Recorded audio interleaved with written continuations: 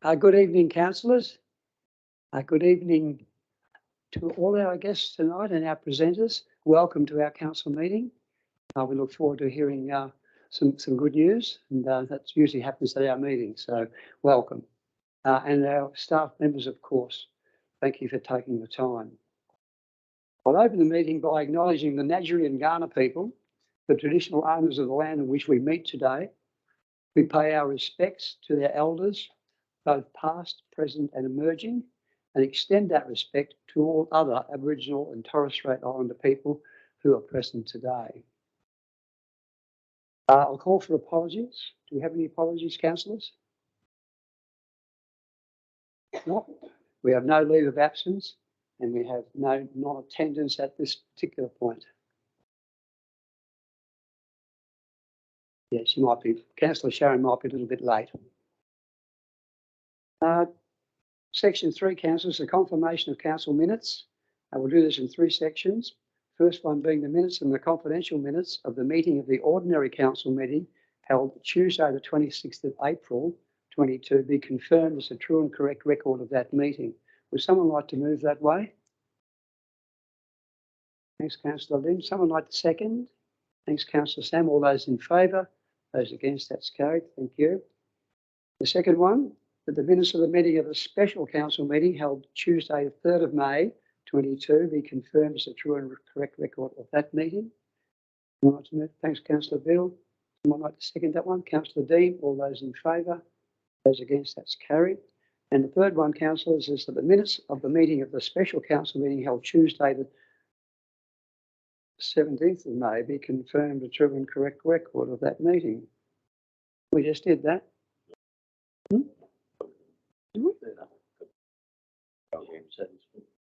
Okay. Would someone like to move that way? Councillor Bill. Someone like to second that? Councillor Dean. All those in favour? Those against? Okay. All right, Mayor's communications.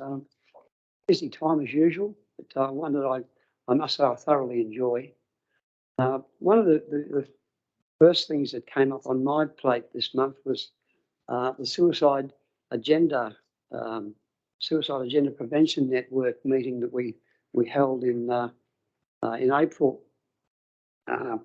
Reasonably well attended, nothing like I would have thought from our first meeting that we had, where we had 11 people put the hand up to form a network. In this particular case, we probably only had 7 people in attendance, which was a little disappointing. I don't think we did anything particularly wrong in advertising the fact that it was on. I mean, Lorinda and her team did a terrific job, I thought, in getting the information out there. That's a tricky subject, of course, but the interest was there. The first meeting, we were fortunate to have Tony Passon, member for Barker, there to give a bit of an outline of what Suicide Prevention Network's all about, as Tony Passon is the federal government, or was the federal government's spokesperson on suicide prevention, and quite an authority, and spoke very passionately at that meeting. So that was appreciated. We went on to other things, of course. I thought the sad part of last month was the last meeting of the Kapunda Rotary Club, Rotary Club that I was president of many years ago, been headed up for 60 years.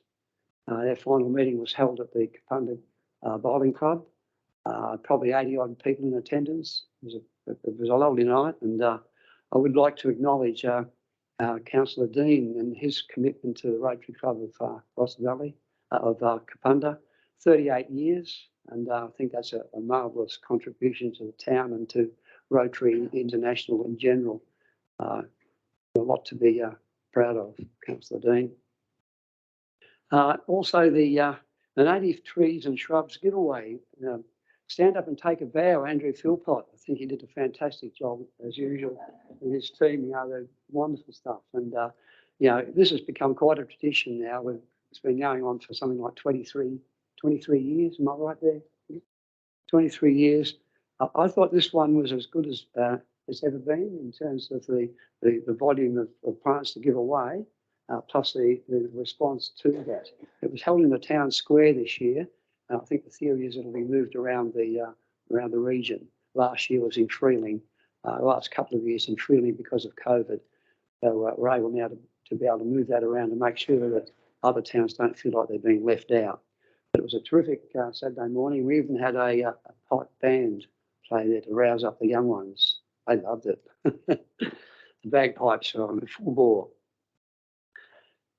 Also, the elected member training, I think that was pretty valuable to us as elected members. Many of us have been here in the chair for a while now, and sometimes you forget why you're here and what you stand for and what you should be making sure that you do as an elected member. And sometimes a refresher course like this we've had is quite valuable. We've had lots of media, as you're probably aware, through the Drovers Run, Drovers Encounter. I mean, we've got a report later in the meeting, so I won't steal anyone's thunder with that. But you know, the media have been right on top of this particular project, not just in South Australia, interstate also. So it's something that's not going to go away too quickly. Pines Conservation Reserve also, council support what's happening out there, and I've got to say the volunteer committee that have maintained and managed that area are to be commended. They do a terrific job, and there's more and more people using that facility and enjoying what's out there. So we've got a good team of volunteers looking after that. All right, well, that's probably enough from me. I might move on now and ask any elected members if they have anything to report. Councillor Bill? Yeah, thanks, Member Bill.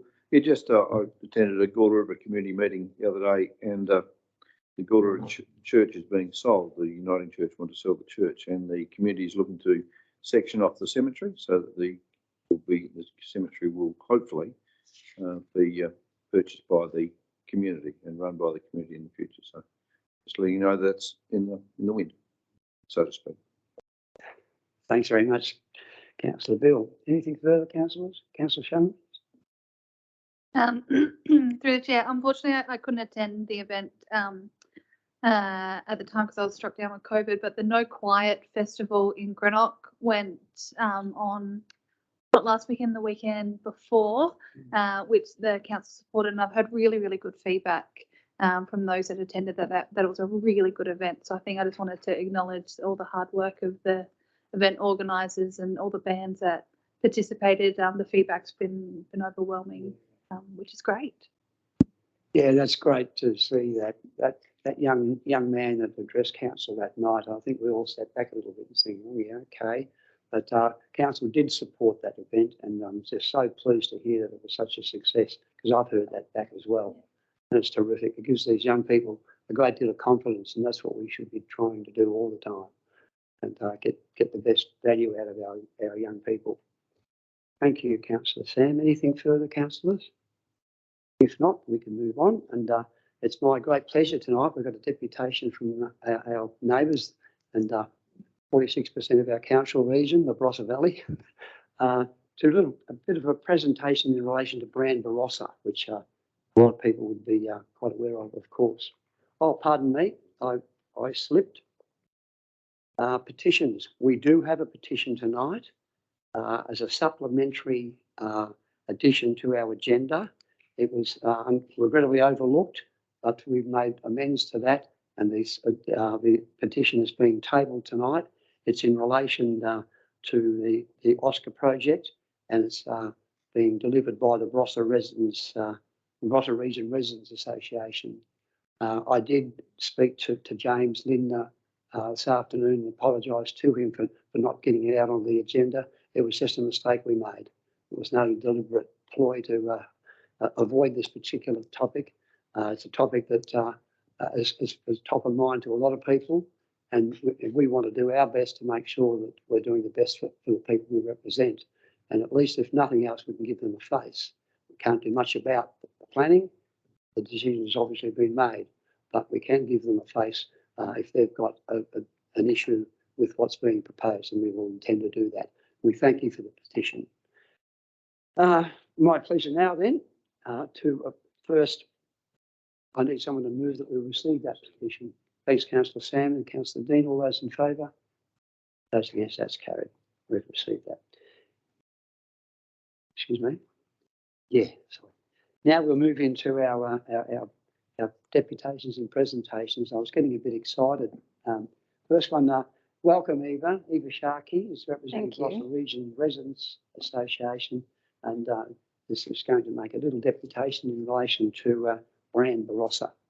Thank you. Eva. If you don't mind, I brought my kids' time timer just to give me an idea, because maybe I get so excited I get carried away. So. For those of you who don't know me, I'm Eva Sharkey. I know most of you, which is exciting.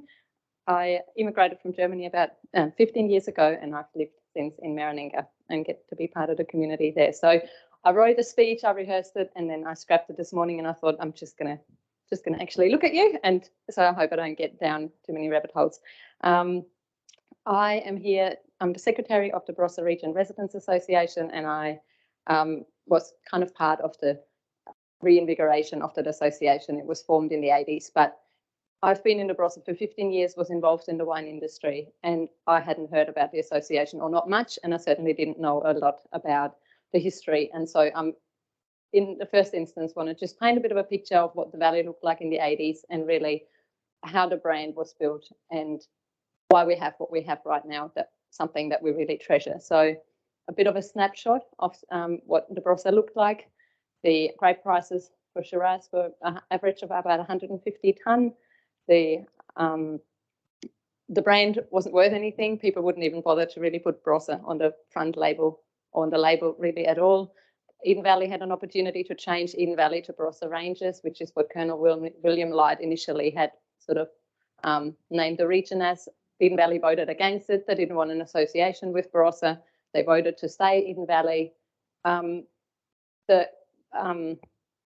was a government authority that issued a report which said that there was no future in grape growing in the Barossa. The varieties were old-fashioned, and they should just turn it into a housing or sort of small hobby farming. There wasn't enough water, and so it got the government to issue, or this was the time of the vine pools, so the government paid growers to remove their vines, and then just in return for not replanting for 10 years to just combat the low grape prices, and a lot of them took up the offer. And so the local artist Rob Schubert had his 40th birthday in 1986, and up at Dominguez Hill, a lot of local residents were celebrating, but really looking at a lot of piles of vines that were starting to form on the valley floor and that had been burned, and they believed that there was a future in the Barossa, that the oldest vines had some value, and that there was, because Barossa has the oldest vines in the world, and that there was a future beyond 140 years of grape growing that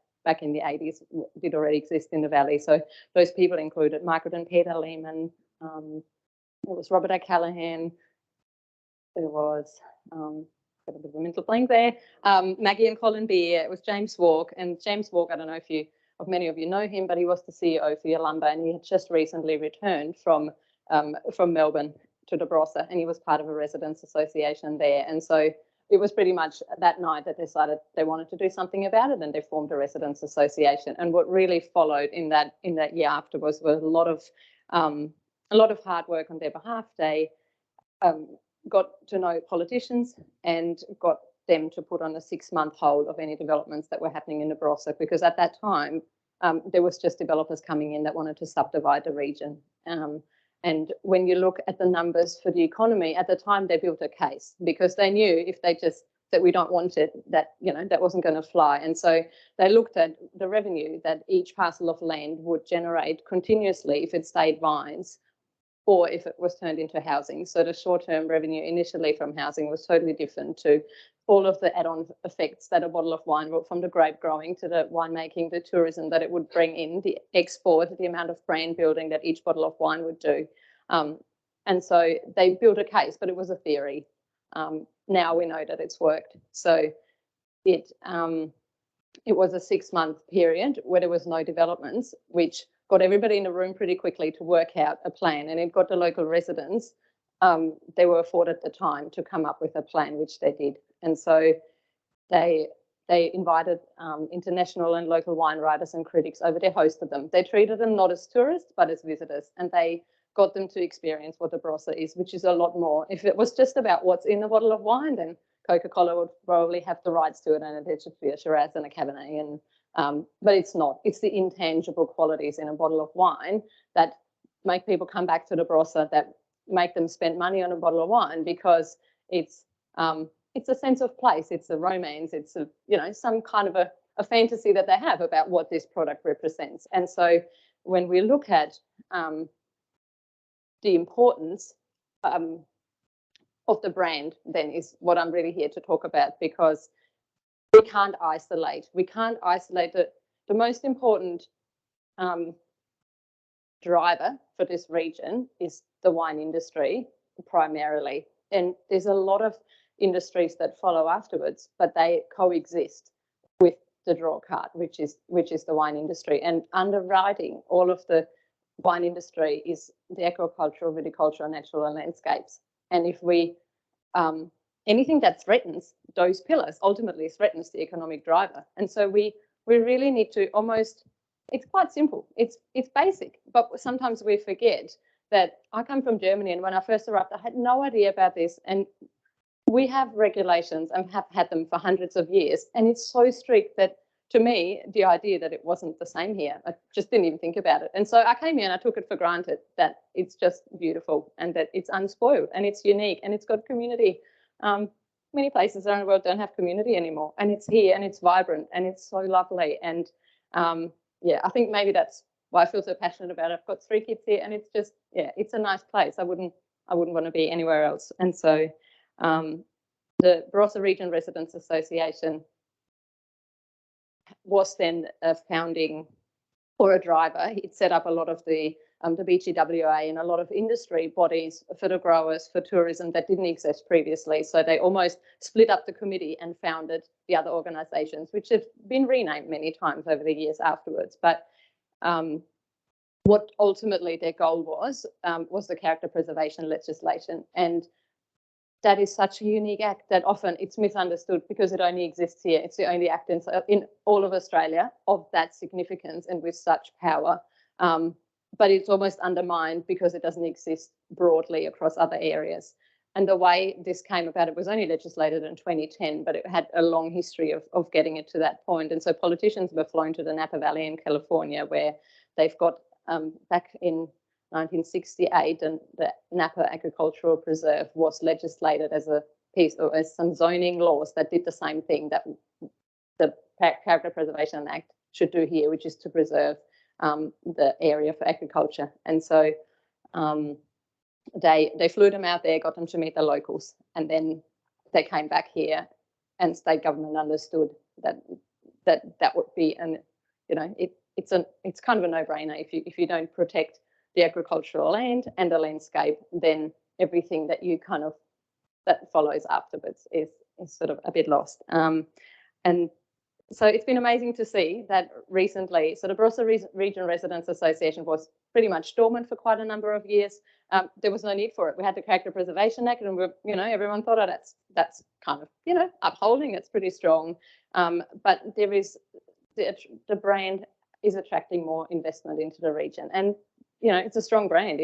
It's probably the single biggest, most famous brand that's man-made in Australia, and it introduces really South Australia to the rest of the world. And so, of course, it's going to attract investment. But I think, to be fair to those investors, we also need to make sure that we have good protection of what we currently got, so that it doesn't get diluted down the track. And recently, the Barossa Region Residents Association has been part of a committee, which we really appreciate. You have also sent some representatives along to. There's Barossa Council, there's RDA, Regional Development Australia, there's Barossa Australia, and the committee is now working together at strengthening the Act, because there's an intent, but there's not enough design elements, there's not enough specifications that really gives planners the tools that they need to know what they can and can't do, and what they can and can't recommend. And it's sort of brought the need as well forward for a vision, because so often we really need to look at whatever we do, we need to have a different lens and a vision that we look through, that we filter it through to make sure that whatever we do suits that vision.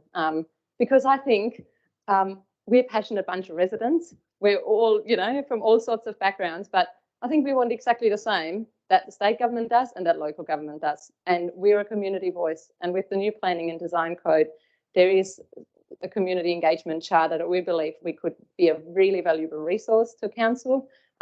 We have had some experience dealing with state government, but the community sense is lost. And so we need local council to really be on the ground. I think, you have nearly 50% of the Barossa wine GI is in your council jurisdiction. So you're important custodians of this brand. And so my 10 minutes is up. I just, in closing, would like to say that whenever there is something that you feel has an influence on the Barossa, when you discuss something, I would just really like you to think about probably the bigger term vision and what this could mean to the region and to the brand. So, and we're here as a voice that is very happy to be there as a resource for council. Thank you very much. Thank you, Eva. Before I thank you officially, though, I would like to say you brought back a lot of memories to me, having spent probably 25 years in the wine industry. I remember those days of Robert O'Callaghan knocking on doors by himself. And without Robert, I'd suggest the Barossa Valley's floor would be full of tin sheds now, and most of those grapevines wouldn't exist. So and I must admit, I've had meetings with all of those people that I've mentioned, and it's been just so lovely to, he's very inspirational. They were totally committed. And the time of the vine pull and so forth, quite extraordinary, pulling out Grenache grapes because they make important sherry from Grenache, which become a little bit less favourable. Now, of course, Grenache is being planted again to make high quality table wine. So the swings and roundabouts in the wine industry, that happens. But the history of the valley is something that we've got to really treasure because it is a treasure. And I think passionate people like yourself and the residents, Regional Residents Association too, are a really strong body that we need to work with and make sure that we're getting the information provided to us, and we can be the friends of that organisation and, yes, and be the face of the wine industry within our region where we can. Yeah. So we really do thank you so much for that. But I'll open up for questions from council members. Councillors, any questions? Councillor Simon? Yes, thanks, Eva, for that speech. That was really good. I was wondering, council has sort of made a new marketing thing, which is called Light Country. I'm sure you're aware of that.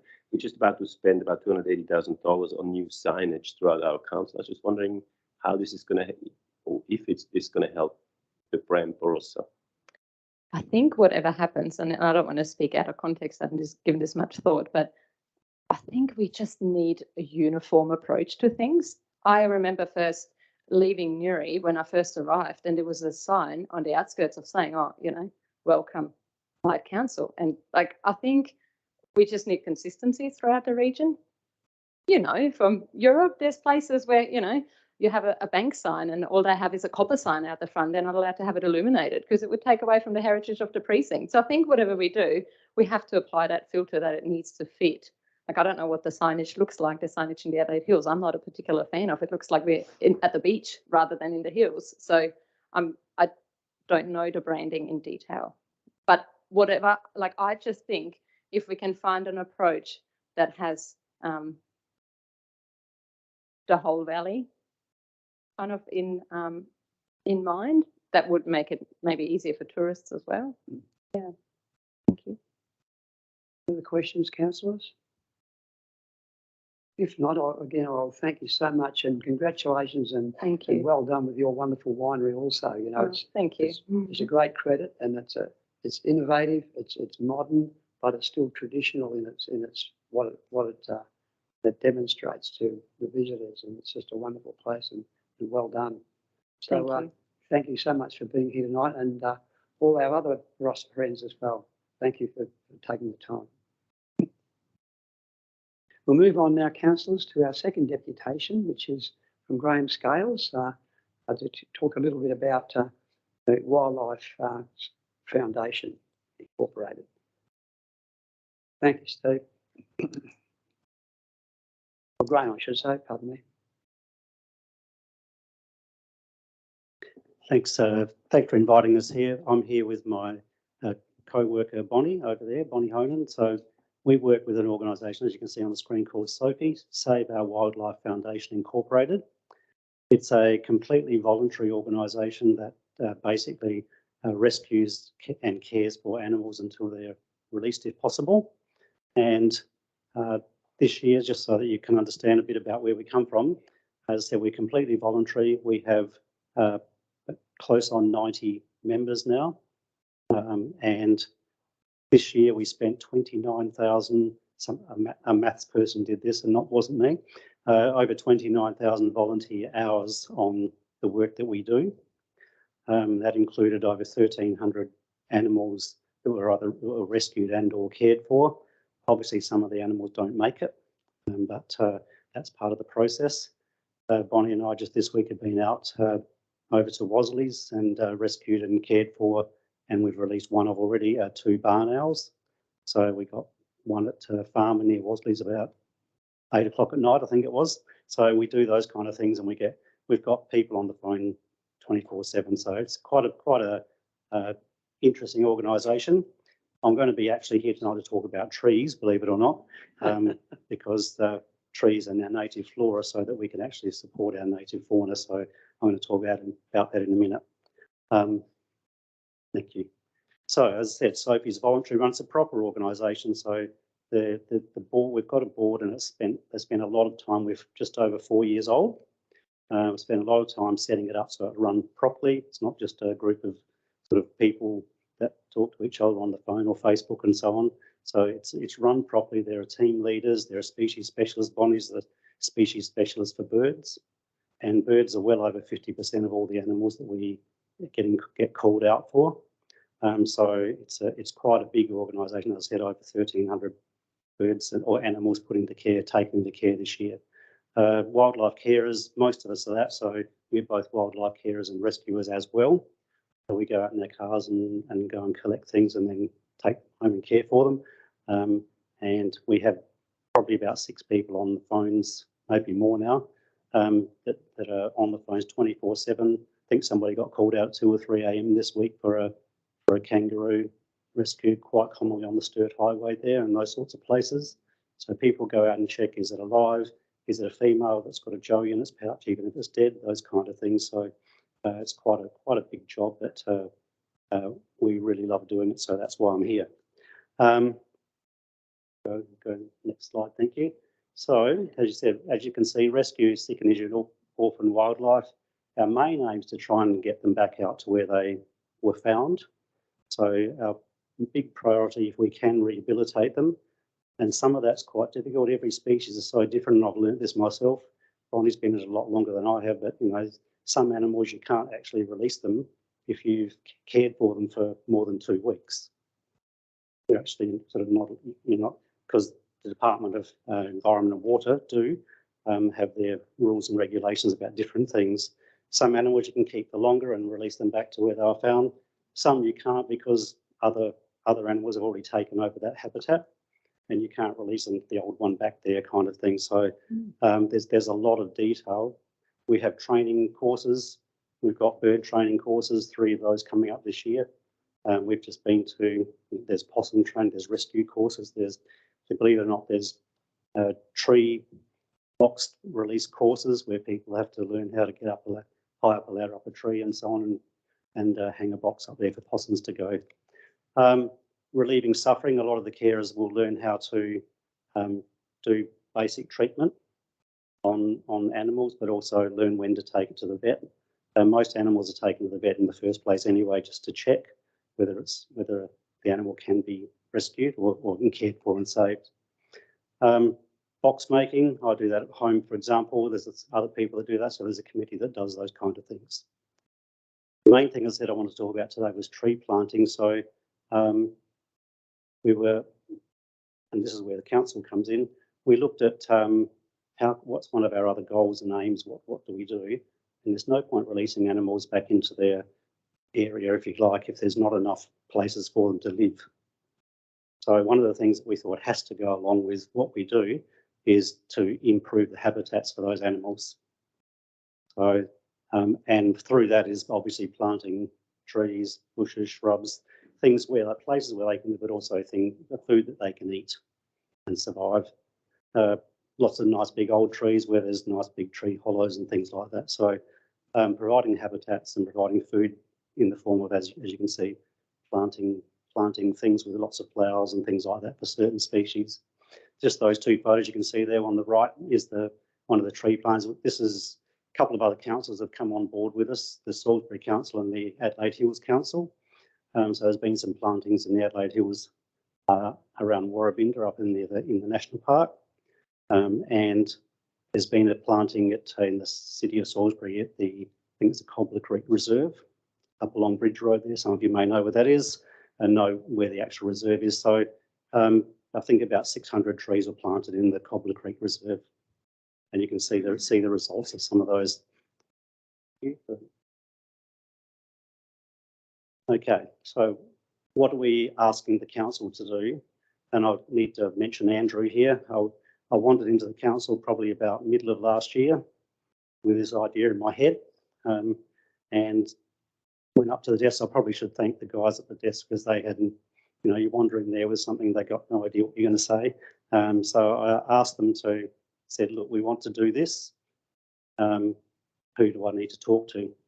They put me on to Andrew, and Andrew kindly made a time, came around, picked us up in the car and drove us around some of the areas around Kapunda, where it might be possible to do some plantings on council property. Okay, so that's basically how it started. From there, we put in a little submission. I put in a sort of a bit more of a concept plan of what we would do to Andrew, and Andrew said, well, hang on, you need to get me a lot more detail and some more information than that. So we put in to the council probably a month ago a quite a detailed submission on what we would like to do.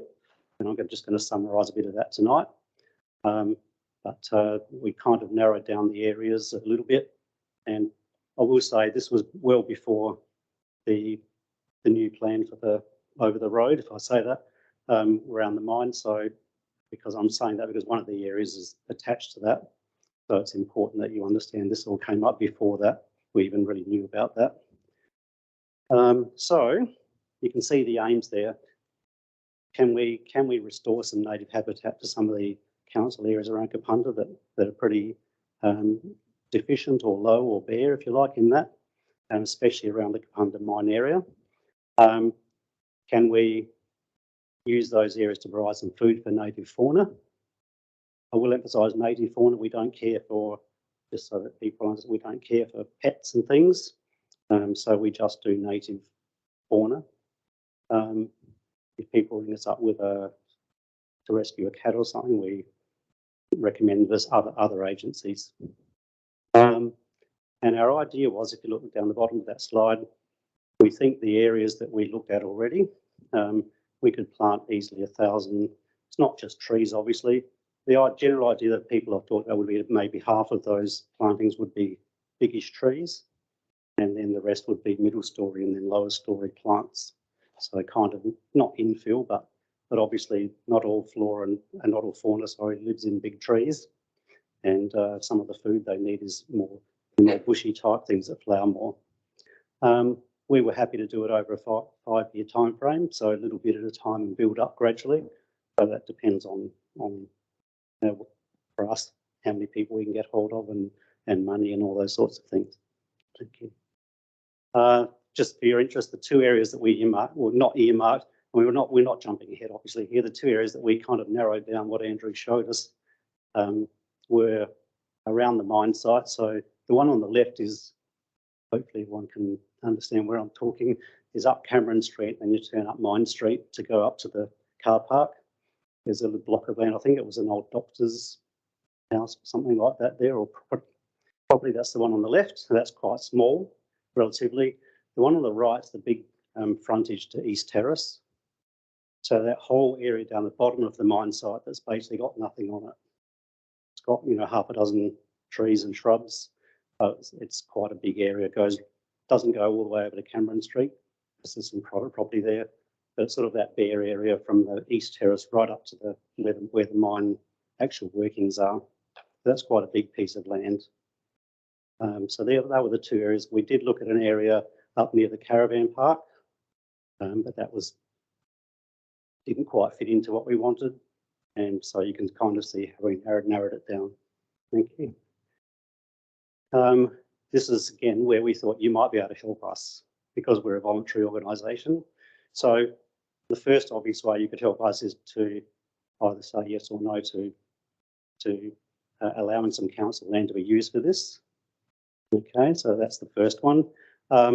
Whether you can agree or approve some funding to help us out, because we're a voluntary organisation, we have our own fund, we have sausage sizzles and things like that, but we don't have, you know, hundreds of thousands of dollars. So we run on a shoestring, of course, and a lot of it's done for nothing.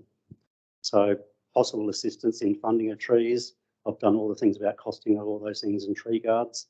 We have applied for a grant. Down the bottom, you can see through SA Water. If that comes through, we probably have enough money for the whole project, but I haven't heard back from them yet. And I'm not too sure when that does happen. So we've applied for a grant that would probably cover all the actual costs of this. Okay, so that'll have to be just kept there as not to the side because we don't know the result of that yet. We thought the council may also be able to help us in terms of actual tree planting. And this is from our experience with the other councils of, you know, getting a tractor with a little auger or something on the back and digging the holes for us so that we'll plant the trees, obviously, and we'll then do the guards and do all that, but that sort of manual, take away that manual labour, especially for so many plants. So, and maybe, and again, this is again just from our experience with other councils, whether the council could, one of the councils sprayed their planting areas just to meet a circle and got rid of all the weeds there so that there wasn't too much competition at the start, that sort of thing. The rabbit control there is interesting because we did this is our own sort of observations. When we walked down through there with Andrew, we saw quite a few rabbits and thought, well, if we're going to plant 500 plants down there, we don't want them all to disappear in the first few weeks. So somehow between parties that are running this, if it happens, rabbits would certainly need to be controlled. What will Sophie do on the other side? As I said, we'll contribute towards as much of the funding as we can. Okay, we've done the SA Water grant. We're happy to obviously work with Andrew and the horticulture group of the council to work out what to plant. I put in a big list of probably 50 different plants to say this is what we picked from. You can actually go on the Botanic Gardens website and they do and just type in your local area and it'll come up with all the local species for your area. So it's a fantastic resource. So plant selection and purchase. We know we can get plants from again the government nursery up at Belair. There's a nursery in Gawler, Kersbrook Landcare Nursery. There's quite a few different places. Trees for Life. We've looked at all those already for good sources of trees and plants. And we'll actually plant and install the tree guards. Sophie would also then make sure there's some clearing and weeding around the trees, around the plants. If we've got a shuttle, so we can go and water the plants if necessary over summer in the first year or two. Because I don't think there's any water on that land down the bottom of the mine site. I think there is up on the Mine Street, Cameron Street block, but they're not down on the big block of land. That's where it happened. Sophie would look at the trees and see how they're going and replace ones that aren't doing too well or dead. And we would obviously let you guys know, probably via Andrew, how it's all going. Maybe just 1 minute if I can. I'm not going to spend too much time on this. I thought about the time frame a lot. In theory, if we had all the money at once, we could do it all in next month, because this is the best time of year to plant things, obviously. But with our money and so on, we thought stagger it and look at how we could do it over, say, 3 to 5 years. That's the kind of thing we're looking at, but that's really up to money and resources as to how quickly we can do it. Thank you. And that's all I've talked about. I've talked about tree costs and so on. So I think the whole thing, if you bought the whole lot that we need at once, okay, you're talking about $4,000. Okay, $2,500 need for the tree guard. You can see that down near the bottom. About $1,500 for 1,000 trees at $1.50 each. But if you did it at 100 or 200 a year, it's much less, and that would be a bit easier for us as well. Now keep going. That's okay. That's probably enough now. Have we got time for questions? Certainly. Okay. Thank you, Graham. Councillors, any questions to Graham? Councillor Simon? This might be more a comment than a question. First of all, thanks very much for your excellent That's okay. report and for the beautiful work that you guys do. I fully support that. And as the elected members and the administration would know, is I've been pushing for, ever since I've been here, that councils should plant on land that they own, which is barren. They should be planting native plants. I've been pushing this for quite a while.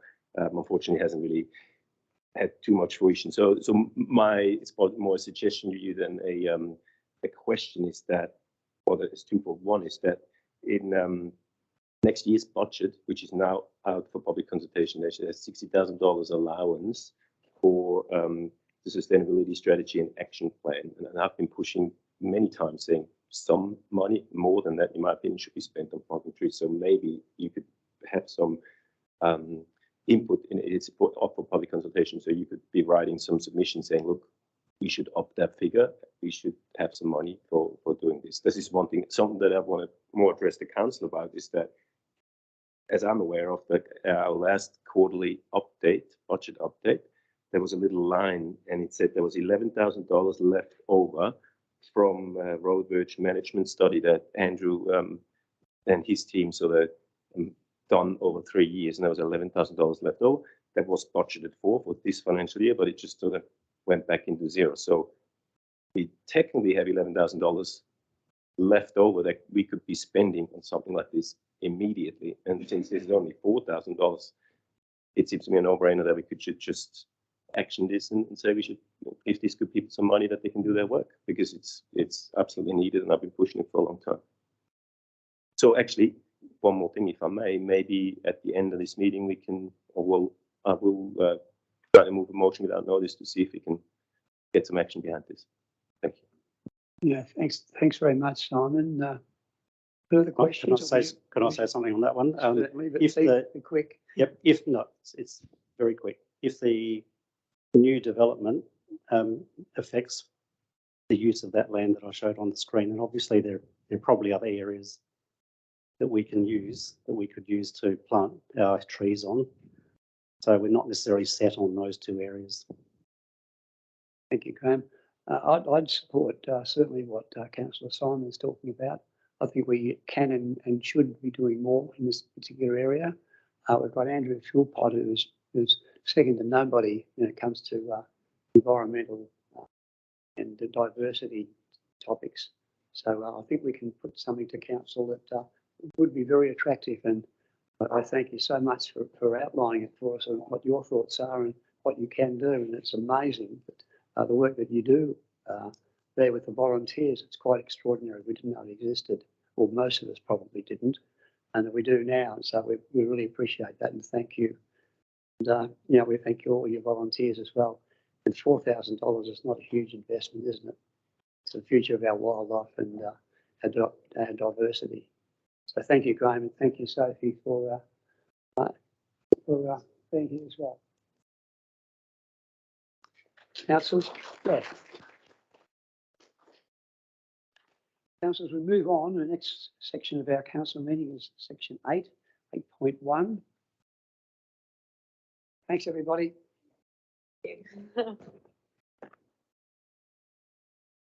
Is our business arising?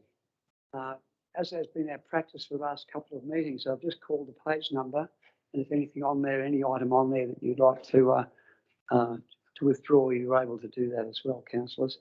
So first, page 8. Anything on page 8 that you'd like any clarification, apart from a typo in the notes at the top? Freeling spelled incorrectly.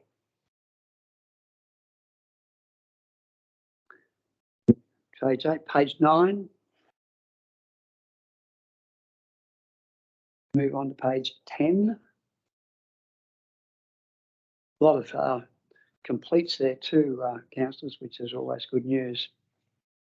And council, and page 11, anything further there, councillors? If not, we'll move on to recommendations from our committees. First one is the Governance Advisory Panel meeting. And the recommendation at the top of the page is that the agenda, reports and minutes of the meeting of the Light Regional Council Governance Advisory Panel meeting held Wednesday, the 11th of May, be received. Someone like to, thanks, Councillor Lynn. Someone like to second that? Councillor Mark, all those in favour? Those against, that's carried. Councillors, the second recommendation talks about the reports and recommendations from that meeting. And the first one there is the caretaker policy. But any questions in relation to that, or would you like to withdraw that for any further clarification? Or are you satisfied that we adopt that particular recommendation? If not, would someone like to move the recommendation? Councillor Pill, someone like to second that? Councillor Mark, all those in favour? Those against? That's carried. Thank you. The third recommendation is that items of the GAP 11.1 appointment of Deputy Chief Executive Officer and Senior Officer salary structure adjustment procedure review of the meeting of the Light Regional Council Governance Panel, Advisory Panel, held Wednesday 11th of May, to be considered by the Council under the confidential session of this agenda. Would someone like to move that, mate? Councillor Sam. Someone like to second that? Councillor Mark. Comment?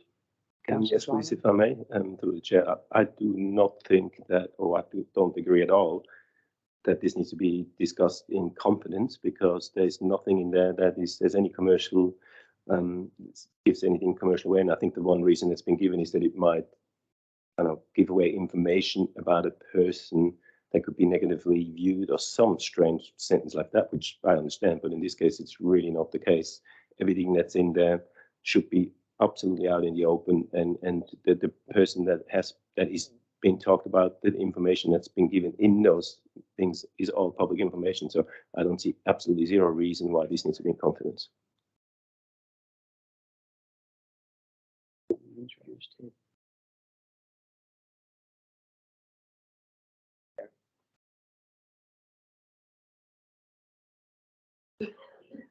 Thank you, June.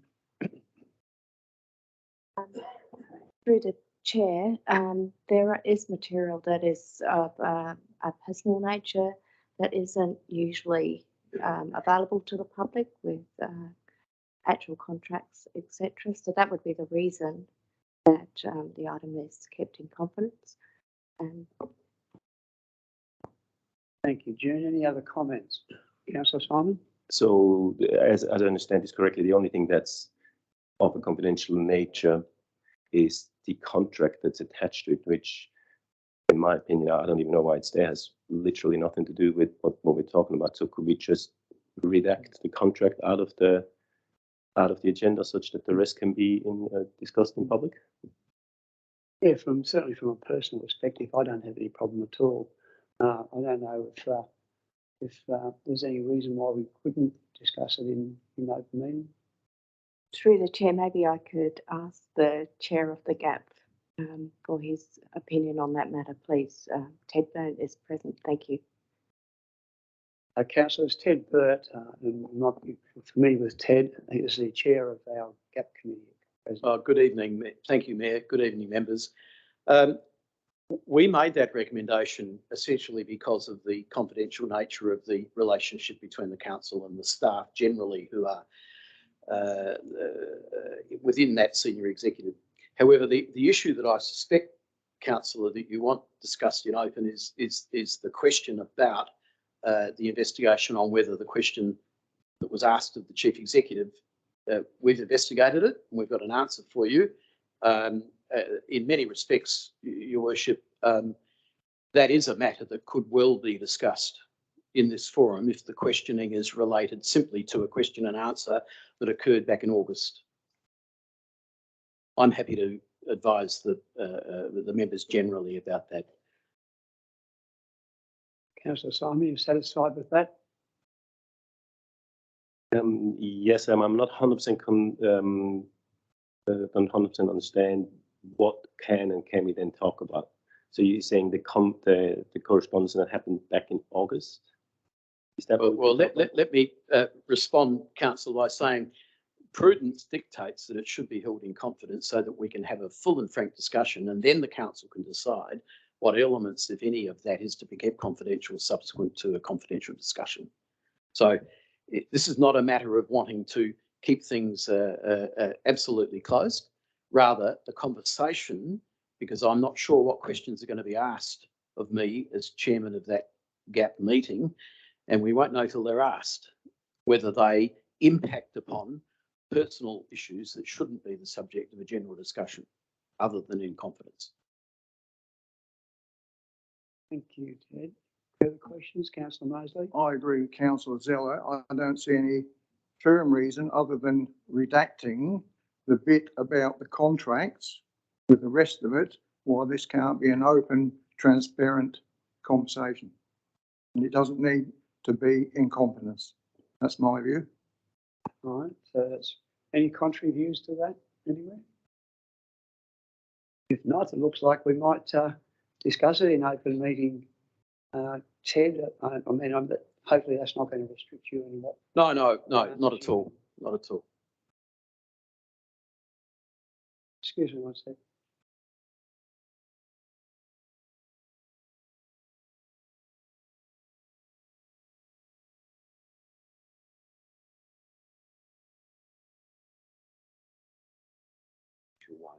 Yeah.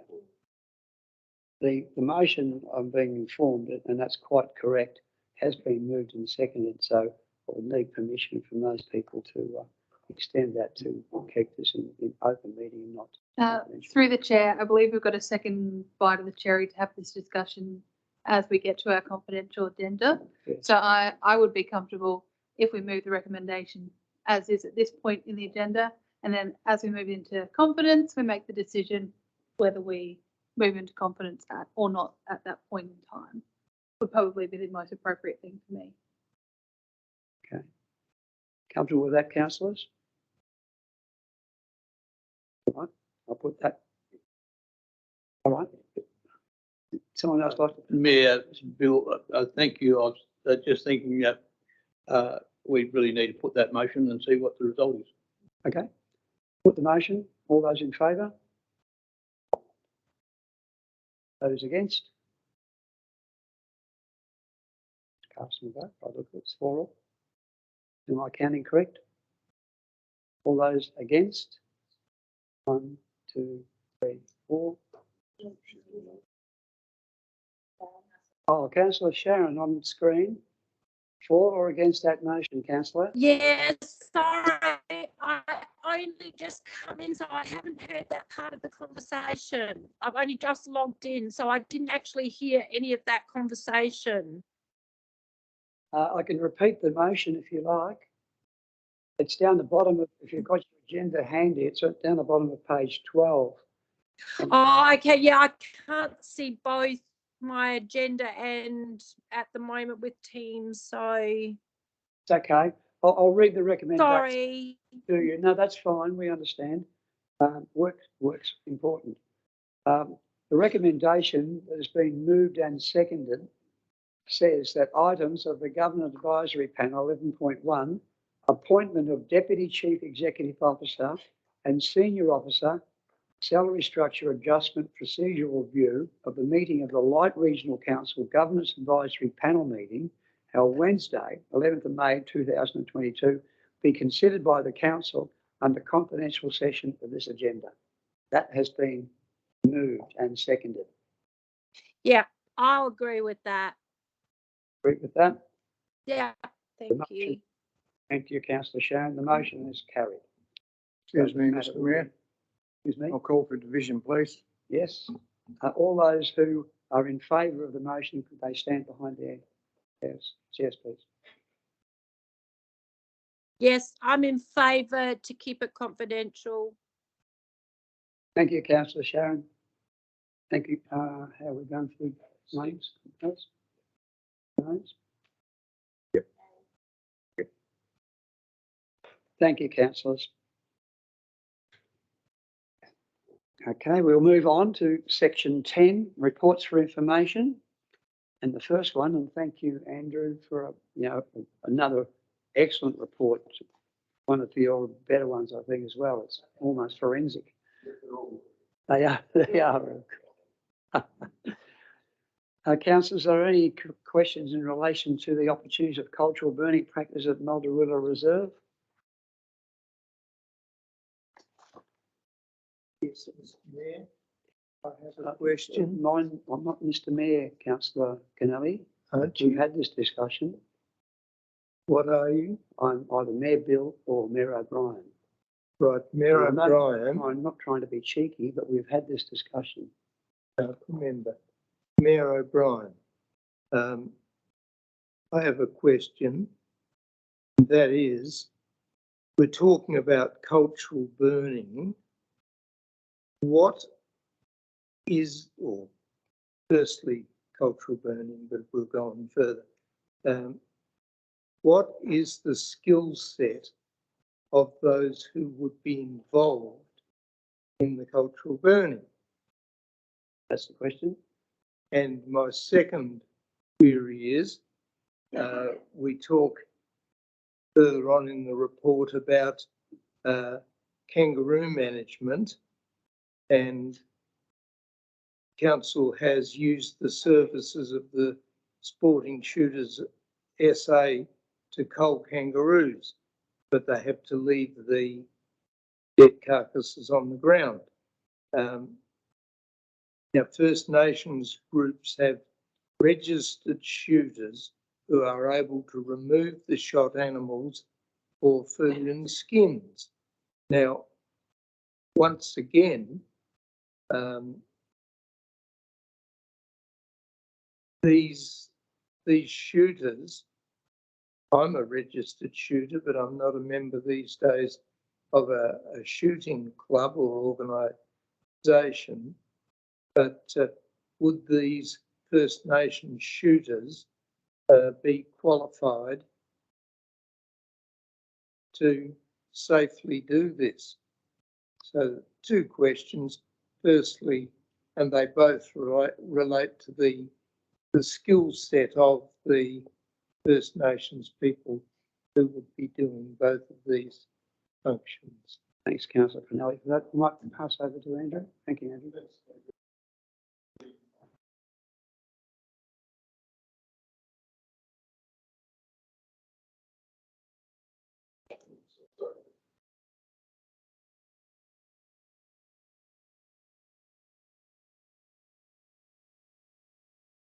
Okay, so thanks for the questions, Councillor. But they're very relevant and important questions. I think the folk I met on the day out at Pengelly or Muldarilla Reserve are looking to form a long-term relationship with council. It's fair to say there has been a huge separation of people and country over the last 170, 80 years. There was a genuine desire from First Nations people to reconnect with country. And so this would be a partnership with national parks people, with Indigenous people, with other professionals in trying to re-establish those skills into those groups. So that's the first point. So in terms of cultural burning, no one has done this on that land for 180 years probably. And so there would be no one I could think of in this district that would come to that place and say, I have the skill set to know exactly how to burn this country to achieve certain ecological outcomes. That's absolutely a given. And so this is a long-term project that the council is partnering with, and it will involve Department of Environment and Water, and as I said, rangers from national parks and other folk to do that. In terms of shooting of roos, so there's 2 things. Pengelly or Muldarilla is under a heritage agreement, so it's quite restrictive in what we can and can't do on that site. So burning of country is currently is taboo. We can't burn that country without the permission of Department of Environment and Water. Certainly we can cull kangaroos, and the Western grey is, as you well known, Councillor, is a boom and bust cycle species. We have used sporting shooters people in the past, especially after Pinery Reserve when there was very little food stock left and the roos were basically starving in that area. So it was better to dispatch them. So we would only allow, absolutely only allow people who are registered shooters, who are intelligent, caring, thoughtful people to do that. If they can't demonstrate that, then they won't be invited to that country, certainly. But I'd be confident that those people do exist. Thank you. Yeah, thanks so much, Andrew. Councillor Canelli, you satisfied with that answer? Are you satisfied with that answer? Thank you. Councillor Simon? If I can have another question, so what's, I think this looks like a good opportunity, something that we need to move forward on. What can we as elected members do to further this cause? What's our next step? Are we just receiving a report for information here? What's the next thing we can do?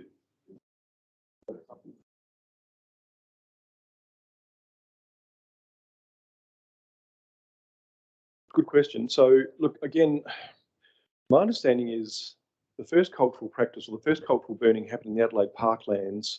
Simon Sheriff might be able to help me out here. I reckon it's about mid last year or something like that, of a very small scale. This is untried. This is a new venture between local government and First Nations people. So, so in terms of what we can do, it's really an ecological burn, I suppose. It's an ecological burn that we need to do, and right across Australia now we recognise that the fire suppression, and Brandon will have an opinion here, the fire suppression mantra we've had, we just don't touch any country, leads to massive conflagrations, huge fires we've seen across Kangaroo Island, across eastern suburbs, eastern states rather. So this is, we're all scratching our heads as how best we can do this.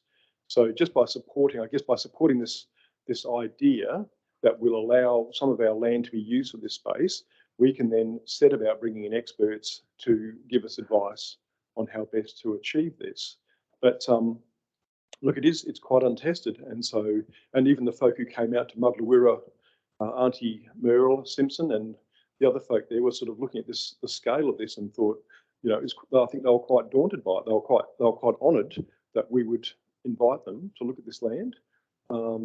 But, you know, they're also scratching their heads. And so there's a lot of activity right around South Australia. There are fire experts that are working around through York Peninsula, Flinders Ranges, other areas. And so I think we're part of a grand experiment. So some patience, I guess, we need to have right now. And I'll bring back more reports to the chamber as matters progress, so we have the right experts. And it will be a training exercise for those First Nations people, by and large, very much so.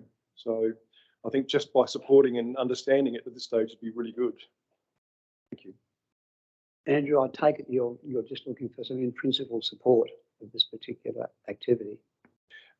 We are looking for in-principle support. Now, whether I've earmarked in the report, I'd like to think this could happen next autumn or next spring. It may not. It may be 2 or 3 years before we get the right people around that space. CFS will have a view to this. I'm damn sure the adjoining farmers are going to have a view to this, so, and rightly so. So we are, as I said in the report, you've got to get these fires hot enough so you can do the right things, but you don't burn your neighbour out. So it's a real balancing act as to how to do this correctly and also achieve good ecological outcomes. It's a great shared learning process. Yeah. Thank you, Andrew. Councillor Simon. Would there be any benefit in maybe putting out an in-principle statement that or a statement saying in principle we're for such action and that we support that, or we support an ongoing cooperation with these people, and there's something that we should look in, and maybe saying that we should consult with the community if they think that's a good thing. As you mentioned, there's probably people that don't think that's a great idea. So I'm just thinking by just getting a report for information, that's fine, but it doesn't seem like we're moving forward. So thank you, Councillor Simon. I think Richard might be able to add something to this. Yeah, thank you, through the chair. There is a reconciliation action plan that council has embarked on. And I think activities like this will form part of that process and that plan ultimately. So I think what Andrew's done is really whet our appetite as to the sorts of things that we can do to, try and improve our sort of environmental management of certain locations, and of course combining that with the reconciliation action plan and bringing, as Andrew said, First Nation people in, I think is the starting point. And Andrew would probably recognise there's a fair bit of water to go under the bridge, as we can hear him saying. But I think this is, quite an exciting opportunity for council to be involved in at this point. So, thanks, Andrew. Thank you, Richard. Further questions, councillors? Well, we haven't got the capacity to make any decision in this, but I would assume from the comments that have been made, we've got in principle support for Andrew to continue with this good work and to bring back further reports as more information becomes available. Council is satisfied with that at this point? Thank you, Andrew. We'll move on to our next item now is another one from Andrew, and it's 10.2. It's our rural road verge management, the treatment options used by farmers and the results, another extremely interesting report as well. Would you like to comment on this report, Andrew? It would have been a good idea.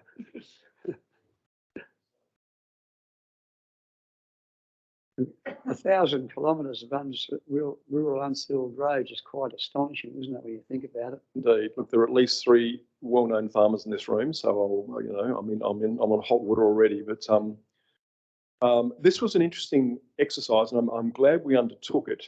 And I say in the report, and I'm absolutely mean this, the farming community is a very broad church of enterprises, of thinkers, of creative people, of all sorts of folk. It really is. It's one of the joys of working at Light Council, because you just get to work with just an amazing range of people. So every farmer does this differently. And so in our broad acre farming areas, one of the great challenges we have going forward is biodiversity maintenance. So our talented farmers have never grown more food and fibre to feed and clothe us. That's a given. And that's through the blessing and / curse of monoculture farming, which has been the dominant farming system for the last 50, 60 years. So our farmers are brilliant at doing this. While they have never grown more food and fibre, our biodiversity is in rapid decline. And so it's council areas like road verges in these areas, and Freeling, where I've worked for years, is a classic example. We're down to less than 1% native vegetation cover. And so this is an incredible challenge. And so farmers now are looking at using our road verges for fire breaks, for weed control breaks and those sort of things. But the question I threw out was, is it achieving what those farmers are setting out to do? Is it providing the fire protection? And we all have memories of Pinery, of course, and that's a big hangover in all our minds. Is it achieving weed control? And so this is a simple, limited study which suggests no. So some of those practices that are currently being brought in, which is spraying from road verge to fence verge, where you're wiping everything out with a broad spectrum herbicide, it's killing everything. It's still leading to quite dense weed occurrence on the crop edge, which is what farmers are trying to manage. And so the traditional metre-wide spray line, here, Colin here, we're disagreeing or agreeing, but the metre-wide spray line on our verges seems to be about the best fit. The broad acre spraying, the wiping out of all vegetation on the road verge is really having really bad effects on native vegetation, and I don't think it's serving the farmers' crop management purposes as best as it could. It's a limited study. We need to do a larger study to shore this up. The more data you have, of course, the better things are. But so this was just a quick snapshot and how we might then start to counter. A lot of farmers now are ploughing and cultivating road verges. Many farmers are now spraying it down to mineral earth, so there is nothing left. And just the aesthetics of that is just quite horrible. And I don't look forward to a district or a region where you have all your roadsides are completely just mineral earth bare. That's, you know, that's not a great look, and it leaves zero habitat for anything. And given the last presentation from Graham, we're trying to reverse this trend and look after our dwindling biodiversity. So we've got some great challenges. This is right around the world right now, as we all know. This is not just a Light Regional Council. This is Australia and worldwide problem. Thank you. Thank you, Andrew. Just a quick question, I suppose. Are we involving any farmers at this point in this particular program? Yes, I think indirectly I'm in touch with a number of farmers around the Freeling district, the larger farmers who are aware we're doing a whole range of projects on their road verges, and they are really supportive. And what's really interesting is that if, as I said in the report, if you've got shrubs and trees, they are left alone. They are respected, and I guess because people identify them, they recognise them. It's the grassland systems, which are often the most diverse systems, that people are just, they haven't had the training or the skills or the knowledge to understand how they operate. So they tend to get the hardest sort of treatments, which can lead to just more and more weeds. Yeah. Andrew, have you seen any models anywhere else that other councils may be doing in this sort of area in trying to manage their road versions? Is there any model that sort of stands out anywhere at all? Short answer is no. I can't. I'm sure there are. Yeah. I'm sure, and there's landscapes boards are doing fantastic work right around South Australia. I'm sure there are, but the road verges are a bit of an unusual one, and it's just because I guess by our very nature we have so many of them, and they are, like I said, they're about 600 hectares of land equivalent for our back road, so it's a big chunk of land to manage for diverse systems. Yeah. Thank you, Andrew. Any further questions, Councillor Bill? Yeah, thanks, Mr. Mayor. Yeah, Bill. Look, this is a bit of a pet project of mine, verges. For my career as a farmer, I've always planted trees on the verges, and I continue to do so. I just planted 50 last weekend. So I see the verges as a wonderful native vegetation area to produce what we heard about with the wildlife things. So I'd really support any planting of trees. And actually, I don't think when I've done that, I've actually been acting against council regulations, haven't I, Andrew? I've really got to seek permission to plant those trees. And so I'm waiting for Andrew to hit me with a big stick. But I think we should promote the use of the verges for native flora. Thanks very much, Councillor Bill. That's very admirable. We'll make sure Andrew's got the big stick with him later. Any further questions or comments, Mayor Councillor? Bill, Oh, I have a question for Andrew. Are you going through the bureaus, the agricultural bureaus? Are you trying to get some input from all of them in our area, or are you only looking around Freeling? I have spoken with Kevin Shield and others at the Bureau, which is a great resource. So that this information will be fed back to the Freeling Ag Bureau, and I have another report coming up to you next month or two about some other treatments on road verges we've been trialling, which has been also a really interesting look on.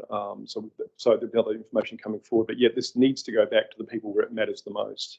And my observations are 99.9% of farmers really deeply care about their environment. So that's the good news.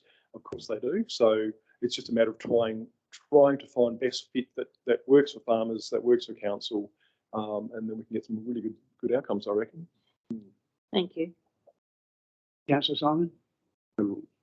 I have to ask you the same question again as before. So we have this excellent report for information. So what's our next step? What can the elected membership do? What can we do to move this forward if we're so inclined anyway? Councillor, so I think as with all data sets, we need to sort of increase the data set size. So, I'm happy to, as part of the next budgeting period, is to repeat this process and maybe enlarge in the process. And obviously, more importantly, and I'm probably a bit naughty for not doing this, is to actually bring farmers into the equation a lot better and talk to them about, because there's on the other side of the fence, there's very good reasons why they do what they do. And so that conversation needs to be extended. And I need to take advice from much smarter people than me about managing land. And so I think this is it was just a test to see a quick snapshot to see the way we're currently managing these verges, is it really working?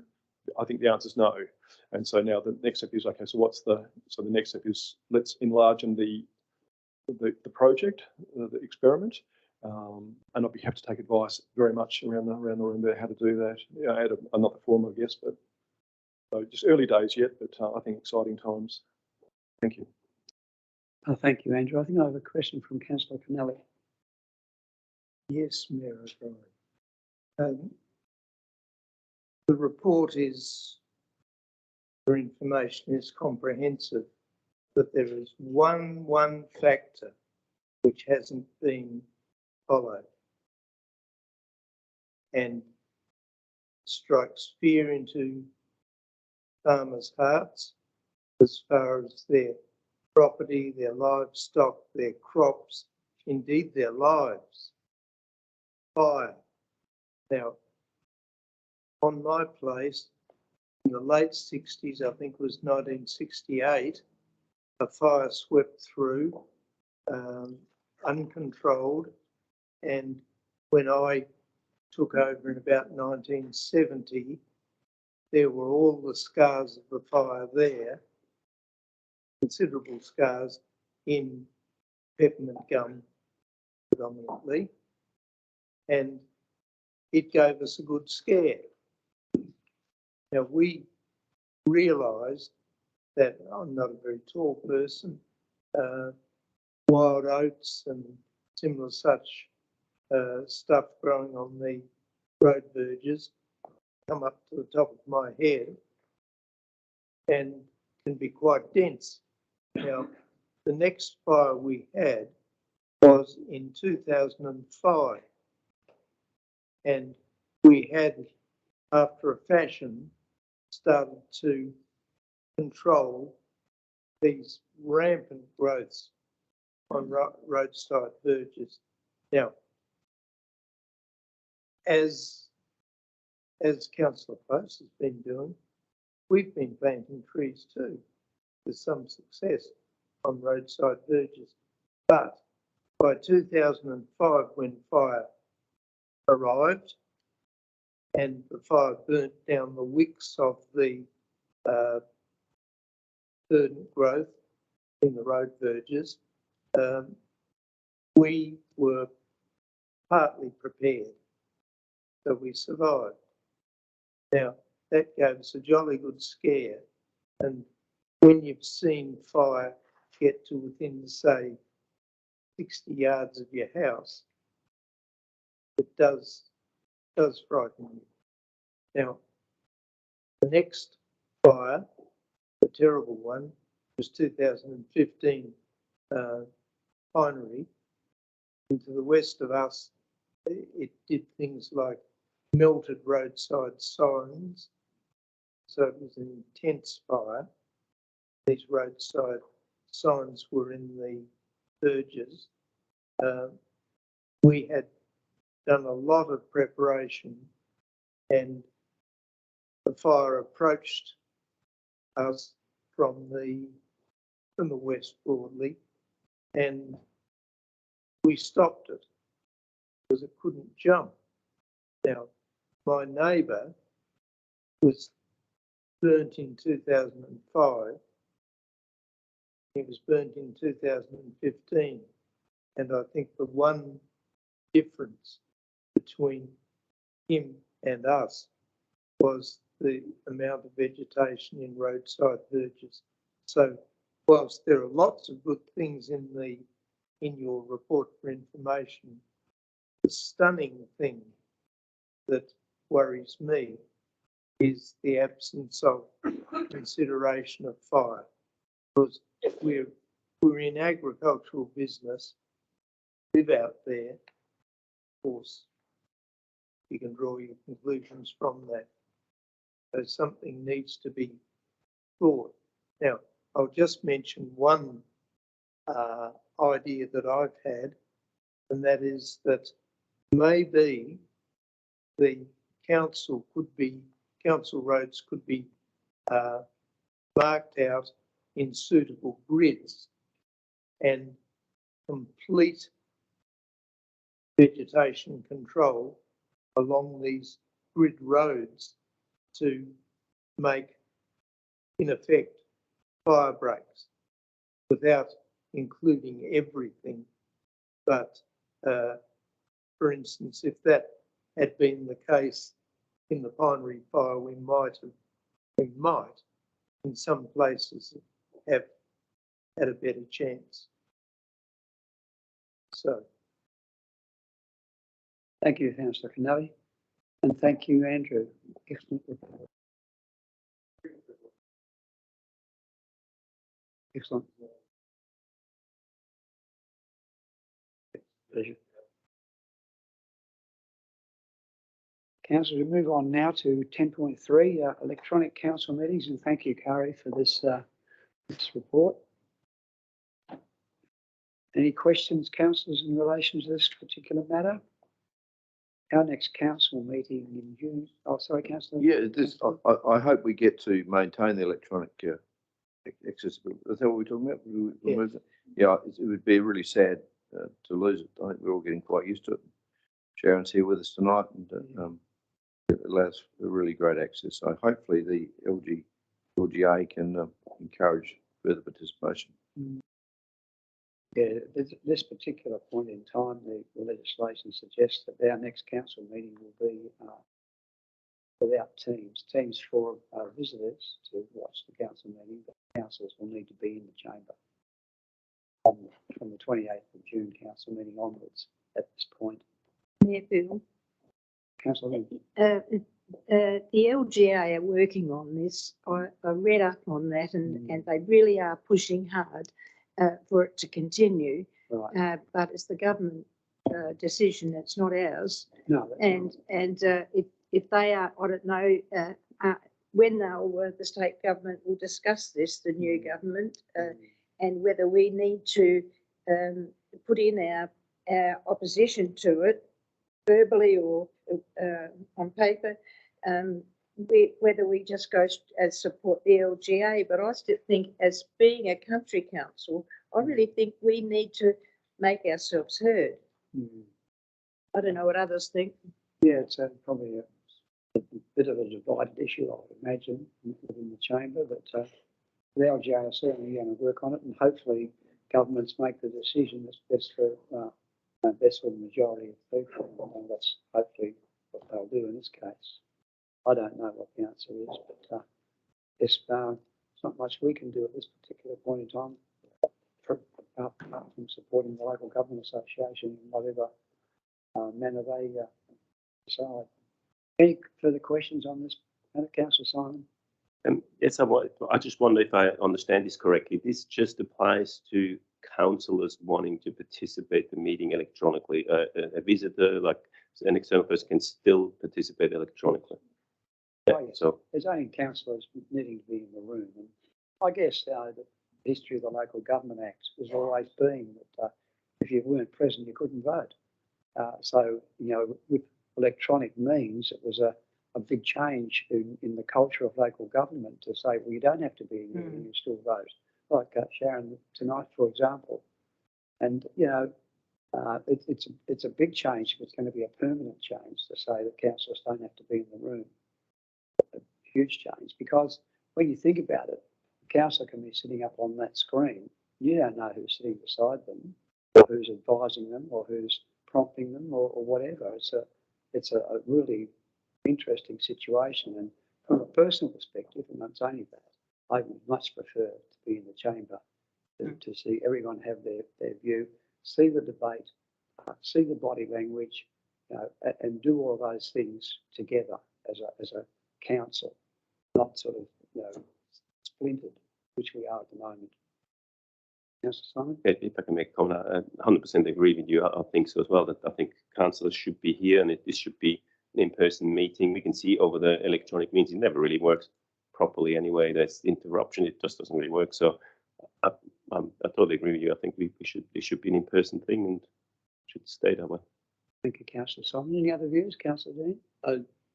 Thanks, Mayor Bill, and I think we'll all agree that being physically present in the room is by far the best, for the very reasons you outlined. However, sometimes we can't for various reasons, illness or whatever, and yet we'd still like to participate. So I can see arguments both ways, but I don't think that continuing the electronic opportunity would mean that wholesale numbers of people would be online, because it is so much better being face to face that no one would willingly choose to be online if they had to be, unless they had to be. But during the COVID period, I've certainly appreciated that opportunity. Oh, I think if needed. Yeah, well, that's right. That's why it was brought in the first place, to cover the COVID period. But of course, that now has sort of settled down somewhat. So we're trying to get back to normality. And you know, I don't know if you want to extrapolate that out, and you had our federal parliament doing the same thing. What happens then? And would we be happy to see that? I don't know, because they would, in many cases, have similar issues, although not to the same extent as councils, because we're part-timers, but we're not being paid the big dollars to be there all the time. So, but like you say, Councillor Dean, there is argument on both sides, but I'm certainly strongly of the opinion that we should be in the room. That's my view. Councillor Simon? One more clarification. So this has no impact in us recording the meetings and putting them up. So there's no difference in that not to procedure. My understanding. No, Perfect. Thank you. So it's two separate matters. Anything further, councillors? There's no report for decision. There's for information. There's nothing for us to decide tonight. But certainly have a think about it, and maybe in the future we might want to see form a position within the council. There's no further questions in relation to that one. We'll move on to 10.4, which is the Drovers Accountants. I'd like to speak to this particular report, and also foreshadow that I would like to ask later on the lever the meeting, after we had a good discussion about this particular one, if that more people want to comment, my motion that notice, which arises directly from this particular item, be considered while we're looking at this item, but after we've had some discussion about it. I'd just like to make a few comments first, then I want to ask Brian a question. I was actually very pleased at the high level of community enthusiasm that the release of information about this project created, and it was evident in some of the social media comments, direct comments to me and to others, and also just recently you might have noticed in email today a letter from the KBA, the Kapunda Business Alliance, which represents around about 75 businesses in Kapunda, expressing their strong support for this project. It is a large project. It's an ambitious project. It's one that's very dependent on us getting investors. And I compliment the amount of work that Kyron and Brian particularly have done to analyse uphill and downhill all the different aspects of this project and all the ways in which it can be positioned to succeed. However, it is very dependent upon us getting investors. And my question to Brian is, what are the things that council can do? What are the issues that we can do that will maximise the likelihood of us achieving the result that we want? Because this will be a very great benefit to Kapunda if it succeeds. And we need to make sure it does. And also, what, if any, other issues that might hinder the process of getting investors? I see this as absolutely crucial to this project. And I just want some clarification on that particular matter from Brian. Thank you, Councillor Dean. Brian?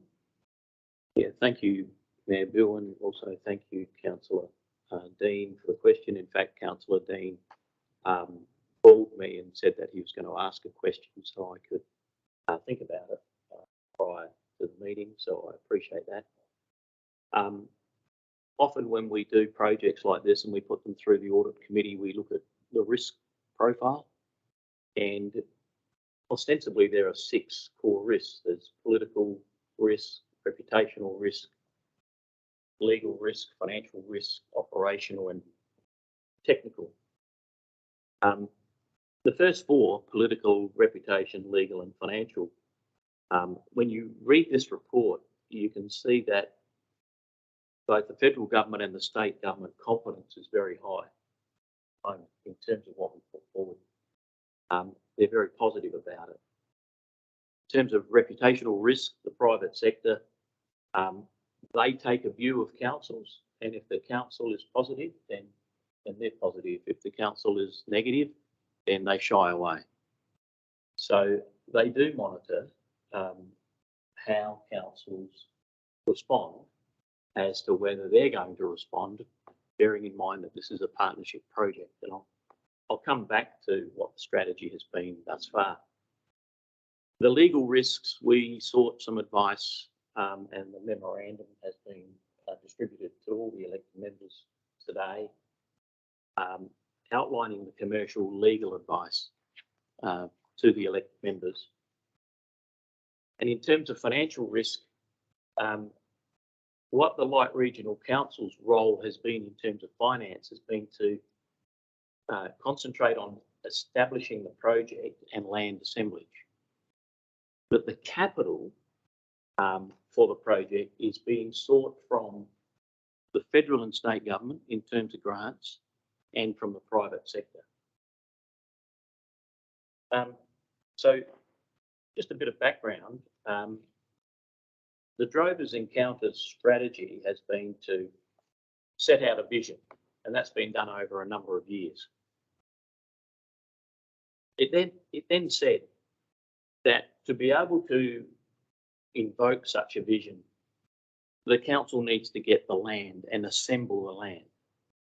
First thing a private sector or a government will say to the council, if you're after capital, first thing they'll say is, who's got control of the land? And if you say you've got control of the land, then they'll participate. The third thing that the council has been focusing on is preparing information for the market to raise the capital. So from the market, private sector investment, it's about 20 million. We're also seeking about 5 to 7 million from the state and or federal government at the appropriate time. We've had to wait for a state election. We've had to wait for a federal election. That doesn't mean we haven't had conversations with both federal and state, and the feedback, as mentioned in this report, has been extremely positive. So we're quite buoyed about the responses that we've been receiving so far. If the Chamber supports this project as much as the community, then it does need to think very carefully about the management and dissemination of information. Recently, Tony Passon at the opening of East Terrace Bypass, which the Mayor attended and Councillor David was in attendance, Tony Passon made the point that Light Regional Council has been very successful in getting grants because of 3 things. The first thing, it delivers the outcomes. And in saying that, he acknowledged Richard Dodson's great work in that area. Secondly, he said that council and management work together. They see that at the federal level, they see that at the state level, and it's important. And finally, he said that Light Regional Council has a very positive public profile. So with those 3 things, there's a lot of confidence in the council and this community in delivering. The other spheres of government, federal and state, take this into account when awarding grants. As I mentioned earlier, the private sector also assess councils when considering the risks of investing capital into projects. Over the last 15 years, council has received about an additional 80 million from grants and other sources. That's an extraordinary effort, 80 million. In a couple of months, council will receive $22 million for Bunyip 1. Now, our finance manager recently made the observation that not many councils receive a single cheque equivalent to its entire rate revenue. So my advice to the chamber is to remain positive. But whilst remaining positive, also think about the risks. The Drovers Encounter project is well placed. It is off to a good start. It's complex, and there's still a long way to go. The management of information into the marketplace needs to be handled very carefully. And these comments about the management of information are supported by the recent confidential commercial legal advice distributed to elected members in a memorandum today. So, Mr. Mayor, Mayor Beale, I think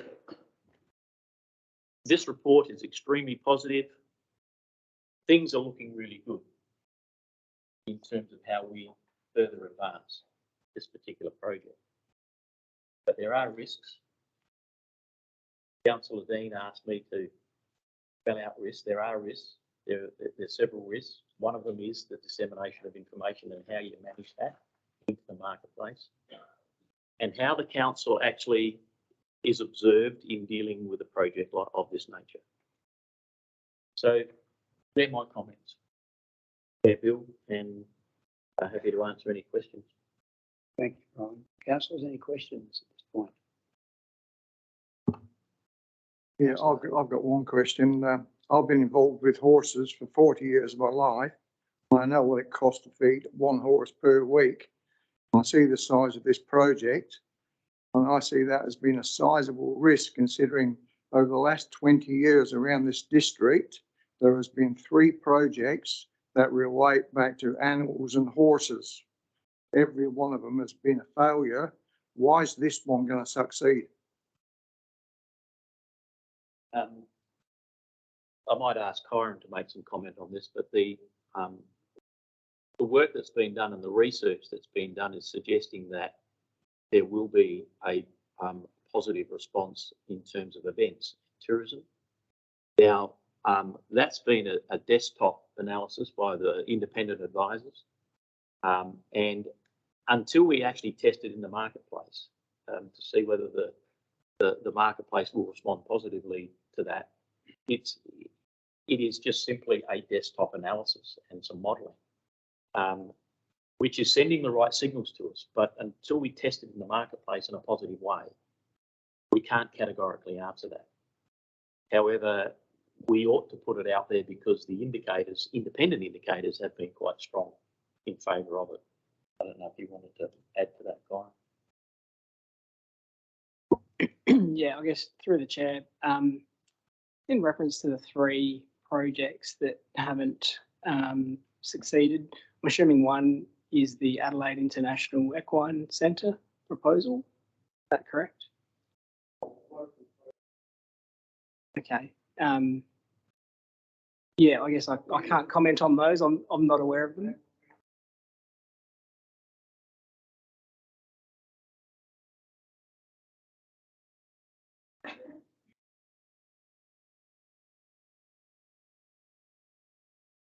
Yeah, so the benchmarking that's been done for this project, based upon a couple of their interstate experiences at the Stockman's Hall of Fame, and also the Australian Outback experience on the Gold Coast, both of them involving use of animals and horses. Our understanding is from the benchmarking that they're highly successful attractions. So that's really the benchmarking that's been done to inform this would be a good component of the Drovers Encounter experience.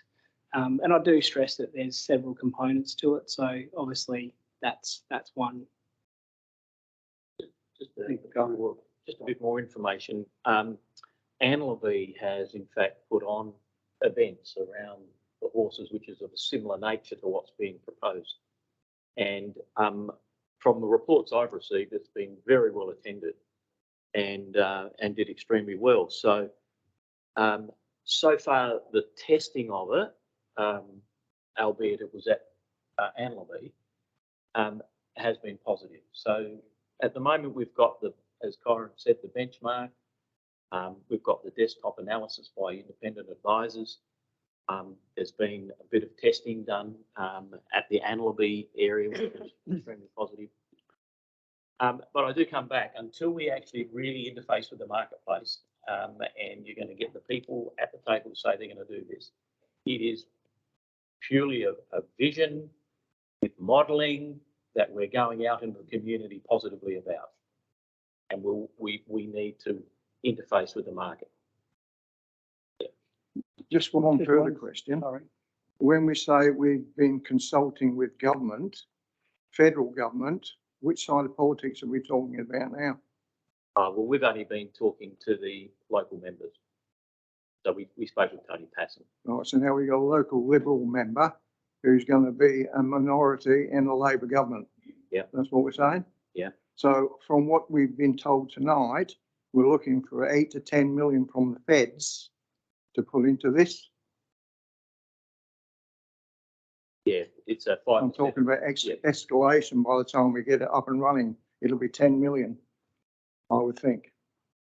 But further to that, if this doesn't go ahead and we've already spent, say, 2 million on land assemblage and contingencies, what's our plan B with the land we've assembled? If you put in place plan B before you actually try to deliver plan A, it makes it extremely difficult for the marketplace to be confident. So our view is we go with the plan A, we go with what's being put out there, and we attempt to achieve it. And so far the signs have been very positive. Well, in support also of that, we had a meeting with Rodney Harricks, the CEO of the Tourism Commission, with some of his senior executives, and this project was presented. And Rodney's comment was that if this can be delivered, it will be more likely the top tourism attraction in the state. And that's a big comment because there's a lot of major tourism attractions in the state, but he was quite adamant about that. They were absolutely blown away with this particular project. And we've shown nobody that hasn't been. That's fair enough, Mayor Bill. But how much money is the state tourism prepared to put on the table? Well, I mean, Peter Malinauskas also has been aware of the Drovers Run in the first instance in particular. We did a presentation at the Barossa Chambers with the 3 mayors there, and we presented the Drovers Run, the track from, hang on. Drovers Way. Drovers Way, sorry, from Kingsford Estate to Anlaby. And we talked about that. And Peter Malinauskas at the time was the Shadow Premier. He said to me that he'd have his tourism Shadow Minister in this office by this afternoon, and he did. He was absolutely blown away with what we were putting together as the total package, not just the Kidman Encounter, the Drovers Encounter, the whole package of tourism in a tourism product. And that's what they'll invest in. They'll invest in that. There's no doubt about that. They need to invest in something, don't they? Well, I don't know. I question that, seeing the country's $1 trillion in debt. I don't see how they're going to be investing in too much in the very near future. I think we're in for a tough time, a really tough time. Okay. And there's not going to be any spare cash around in my summarisation of matters.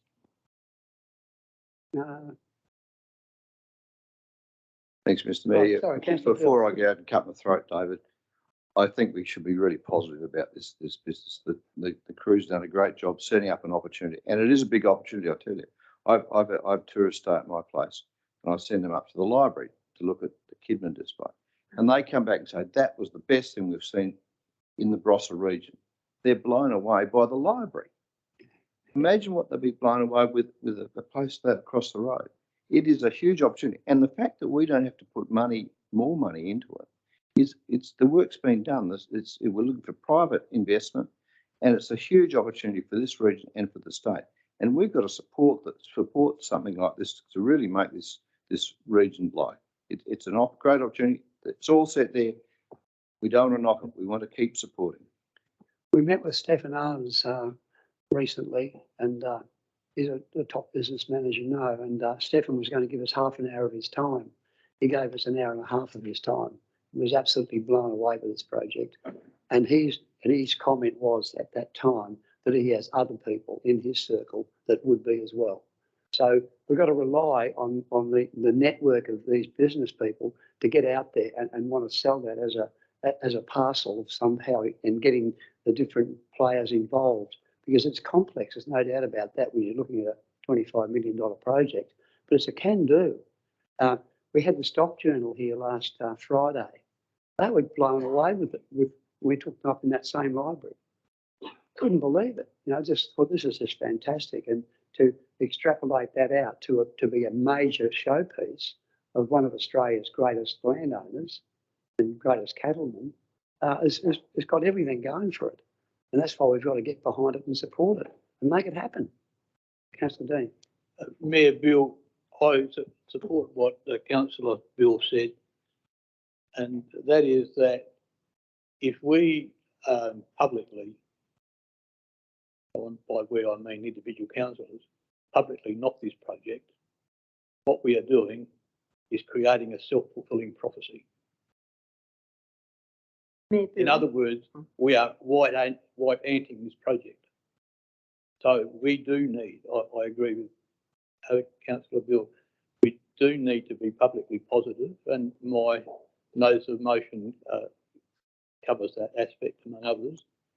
And so it's absolutely crucial, as Brian said too, that to make this succeed, we do need, because it is a big project, because it is an ambitious project and does require investors to have confidence in us, we need to show that they should have confidence in us. We won't do it by white anting it. I take the example of being positive, the Wheatfields nursing home that we had a meeting this morning, and the fact that they put in for the money with such vigour, that getting it $11.2 million for the whole of Australia to be the highest, was the best one in there. And when I look at what they're proposing at the meeting this morning, I'd love to show you at tea time. I brought it with me. It's an amazing project, but you have to be positive and you have to be answerable. That's what I found out this morning. I worked out that if you can't be transparent with every inch of it when you get a federal grant, you're down the gurgler. And I think that the fact that we were able to secure this is an example of being positive. When they put in for their grant the first, it sat at the meeting and said to us, we're going to put in for 7.1, and we laughed. We thought, you're mad. Well, when it came back that we got $11.2 million, and now going from 53 beds to 71 beds, it's an amazing thing to be positive in the long run. I'm sorry if I'm boring you, but... No, you're not at all. Yeah. At all. That's what this discussion is about. Yeah, it is being positive and not thinking, oh, we won't get it because of this or we won't get it because of that. You don't know till you try. Councillor Simon? Yes, if I can make a comment. I mean, I don't think that people that are going to invest $20 million are really going to be swayed by the negativity of some bunch of people that have no idea about investing $20 million. I mean, me included, I have no idea about that. So I don't think that's really that important. It would be very much important if the CEO is positive and the administration, the people pushing it, obviously. But if I'm saying, oh, this is all going to go wrong, they're not going to listen to me. Who am I to put some proper business person? But however, that said, I think it's a great opportunity. I think if this comes off the ground, it would be an absolutely awesome thing. My issue has always been, and you probably know that, is the transparency and the openness. So I'm foreshadowing, but the motion that's going to come up later tonight, it's not about saying this is not a good thing or we spend too much money or anything like that. It's about making sure that we take the people along, that people understand what we're doing, what is the money we're investing, what's the money we're spending, and what's the possible outcome. I have nothing against the project. I think it's great, but we just have to keep it transparent and open, as Councillor Lynette said. You have to be open all the way, as transparent and open as you can. Of course, there's some commercial information we can't let go, but just saying how much money we've spent so far, meaning every single cent, that there's nothing wrong with that. That's only going to make us look better. That's my point. Thank you, Councillor Simon. Anything further, councillors? Councillor Peter, Councillor Kennelly. Thank you, Mayor O'Brien. Couple of things. Firstly, the bulk of our council population know little or nothing about this. Whose fault's that? Not mine. Is it yours? What we're seeing here is, a raft of publicity right around the state and interstate. If people aren't switching on to the newspaper or the television or the radio or whatever, we can't control that. Well, the people on the street, we could use that term, are largely unknown, ignorant of it. Now, another thing. What evidence do you have of that, Councillor Kennelly? My conversation with people. Oh, what's going on with the Drovers encounter? Oh, I don't know. Okay. Now, I'm not an apostle of the Drovers encounter, but I'm an elected councillor, and I think that we have to look at this objectively. Now, some time ago, there was, and I can't put my finger on it, but I can remember it, a suggestion that there would be a return of 12% on capital invested. No, I can't answer that, Tim. Sorry. No. I'm not asking you to answer it. I'm just commenting that I heard it. Okay. Fantasy. Now, another thing, if we have this project, $20 odd million of investor money, we have the land as a council. What happens? Do we sell it to the investor, or I can't get my mind about how the thing works, and I think Councillor Mosley's point about the costs of livestock, and in other words, the fixed costs of running this, not as a one-off event once a year or something like that, but a continuing operation all the time. The fixed costs of it are just going to be absolutely enormous, and I'm frankly pessimistic about the likelihood of success, and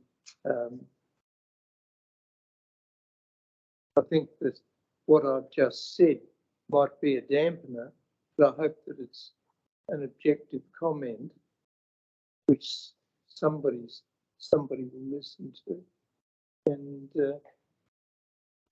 this optimistic thing of, oh, we've just got to go ahead. Yeah. See who will invest in it. Well, that's the first step, isn't it? We can easily do nothing.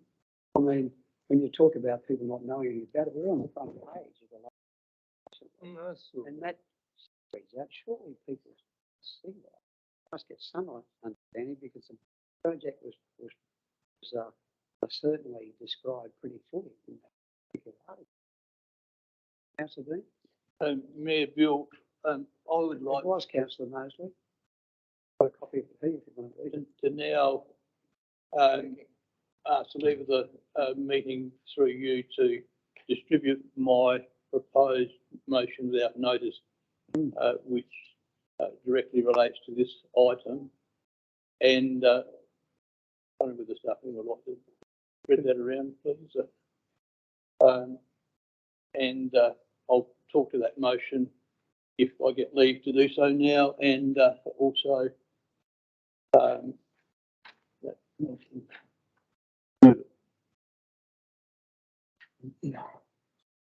Just while this is being passed around, I think Brian wants to make a comment. Is that all right? Like speaking. Can everyone hear me? Okay. Some of the elements, obviously, of this project has been put in confidence, and the commercial legal advice is suggesting some of it stay that way. But it just in terms of the structure of the project to assist Councillor Kennelly with his question, the way the modelling's been done is that the council would have a ground lease for the private sector capital. So the council would retain the land, and the council would receive a return on the leasing of that land. The property owner, of course, or whoever's invested the capital, they'll be looking for a return on their capital, and that return on the capital will come from the activity of the operation. So you need business owners and business operators that'll be looking for a return on their business. So it sort of goes down the line. And that's why the modelling's been done, that's why the benchmarking's been done. And until we actually go into the marketplace to see whether or not there's an appetite to be a business owner, to be a business operator, and if that gets a big tick, that's going to be positive, then there's a greater propensity for people to invest in the capital. If that happens, then council get a ground lease established. We can actually get something up and going, and that is an effect process that we are going through. And you know, it is ambitious. It's not easy. However, nor was Bunyip 1, nor was Bunyip 2. So they were difficult projects, but it can be done. And you know, we're optimistic that we can move positively on this project. And as Councillor Simon said, it's important for the Chief Executive and the management of the council to be positive about this, which we are, and we are going into the marketplace positively. And getting the funding out of the federal and state government is very, very important to the private sector, because that lowers the capital costs, which helps a greater return on their capital. So there's a lot at play here. So I just wanted to put that out there as well. Yeah, thank you, Brian. Mayor Bill, can I ask leave of the meeting to bring this motion without notice forward to consider now, please? Thank you, Councillor Dean. Leave of the meeting, councillors. All those in favour? Just one comment before you do. Certainly. Just reading under item 1, the council acknowledges the strong community support as shown by social media.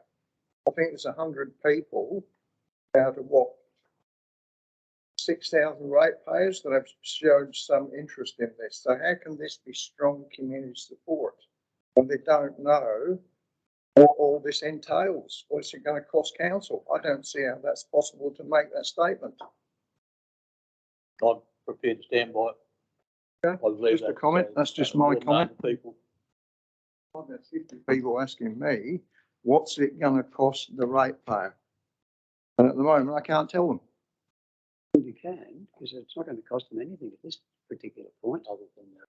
Well, it is, because it's already cost us 1.7 million for the land and contingencies. Where do contingencies stop and start? Well, look, let's put the motion. So Might be to me, able it's to 2 million is resolve cost the ratepayer. Let's just get that right. that. I have leave of the meeting to put this particular motion. Thank you, Mayor Bill.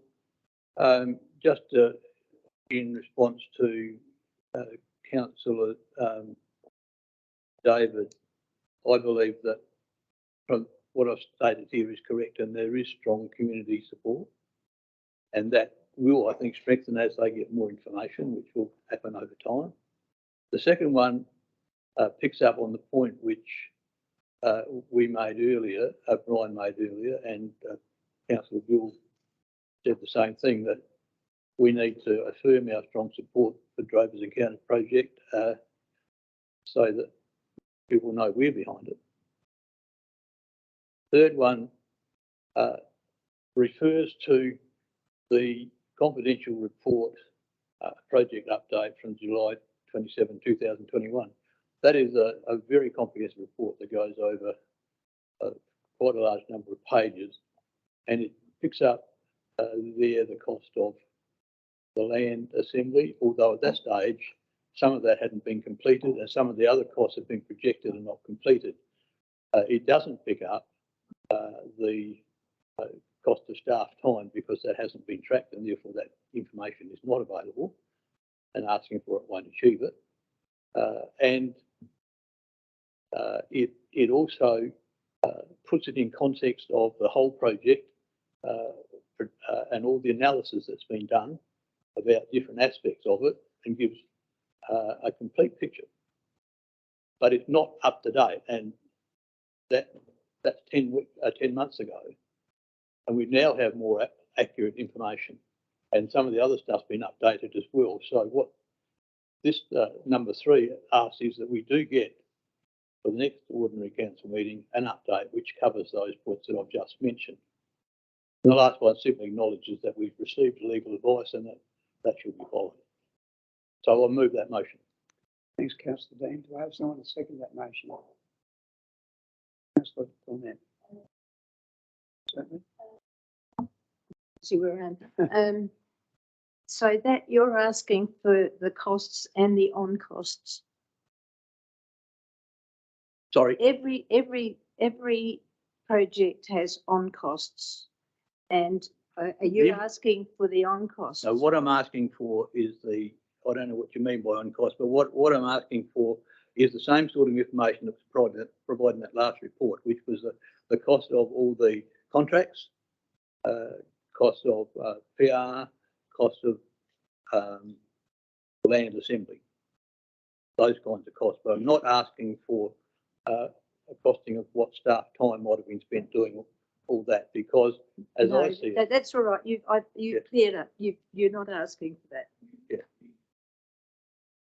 I'll just continue there. As I see it, most of this work is done either by Brian or the economic development staff, and that is a legitimate function of that department, part of their normal duties.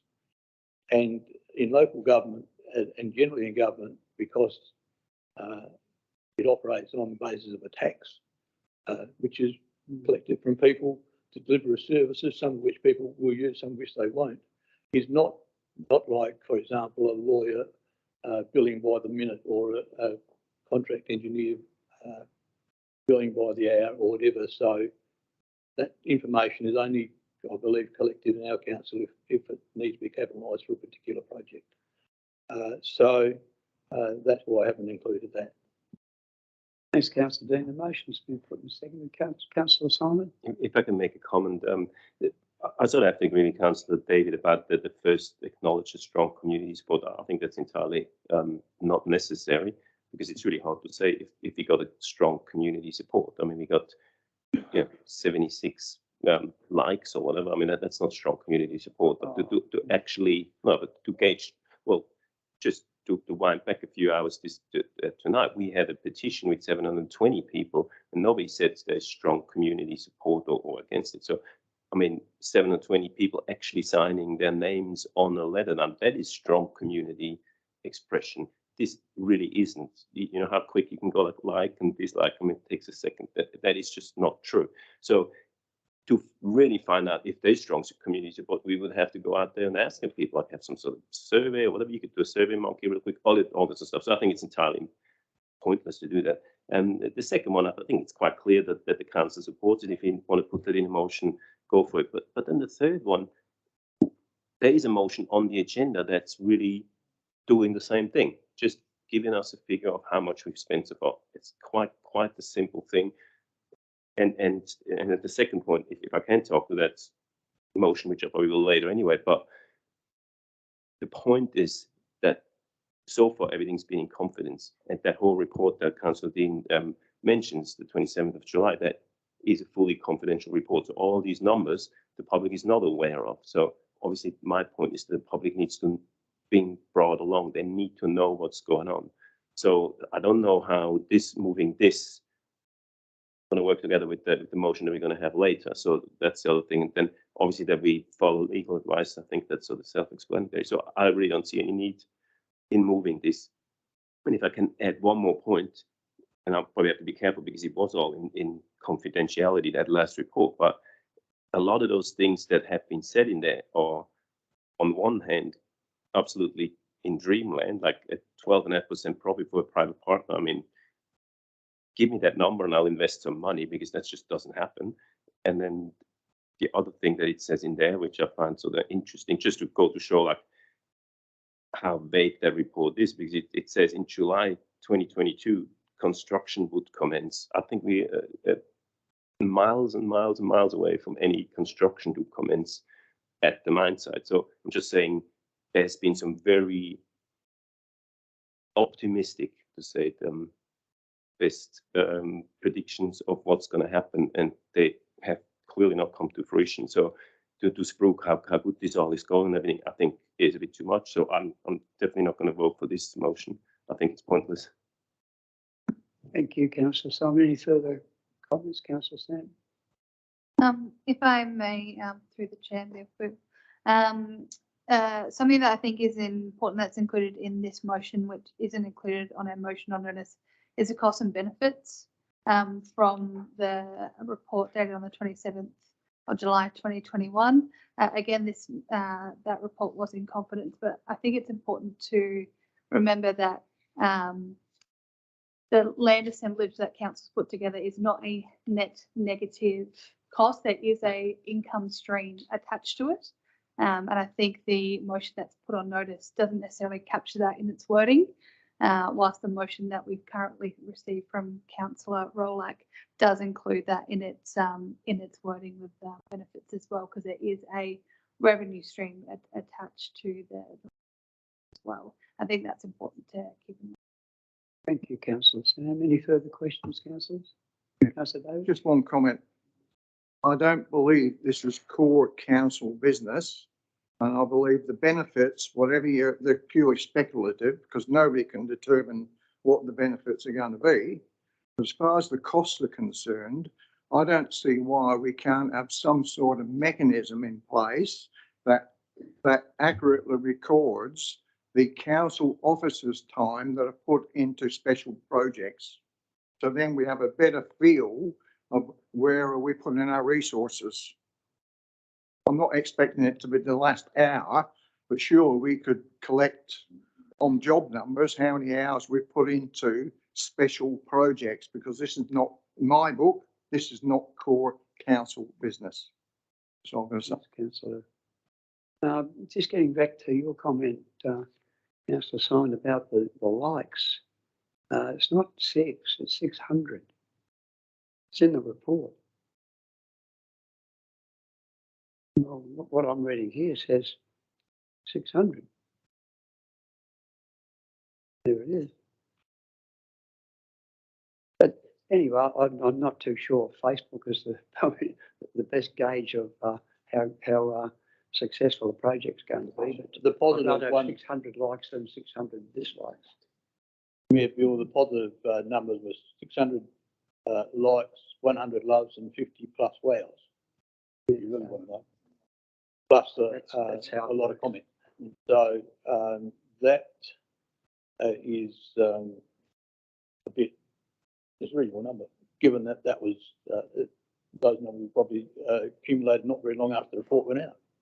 And there's comments on the same page too, individual comments as well. So, you know, I think to say that it hasn't got community support is not correct. I think it has got community support, generally speaking. And bearing in mind that it's only been really put out in the public space in the last couple of weeks. So it's not in any real form. So it's not a bad effort. Councillor. Mayor Bill, given the comments made about the inclusion of word strong, I'm happy to delete strong and just have community support because there is clear community support. That's a minor change and I'm happy to accommodate that if it makes people happier. But I believe there is strong support and so I think I'll put it with it in actually. Thanks, Councillor. Well, are there any further questions or comments, councillors? It's a pretty fair go. Well, I might put the motion now. All those in favour? Those against? Mayor Bill, I call the division. Call the division. All those in favour of the comment, the motion, stand behind the seats, please. I'm Sharon. Yep, I'm in favour. Thank you. Stand behind your seat if you wouldn't mind, Councillor Sharon. I'll put my hand up. Yeah, that'll do. Thanks, councillors.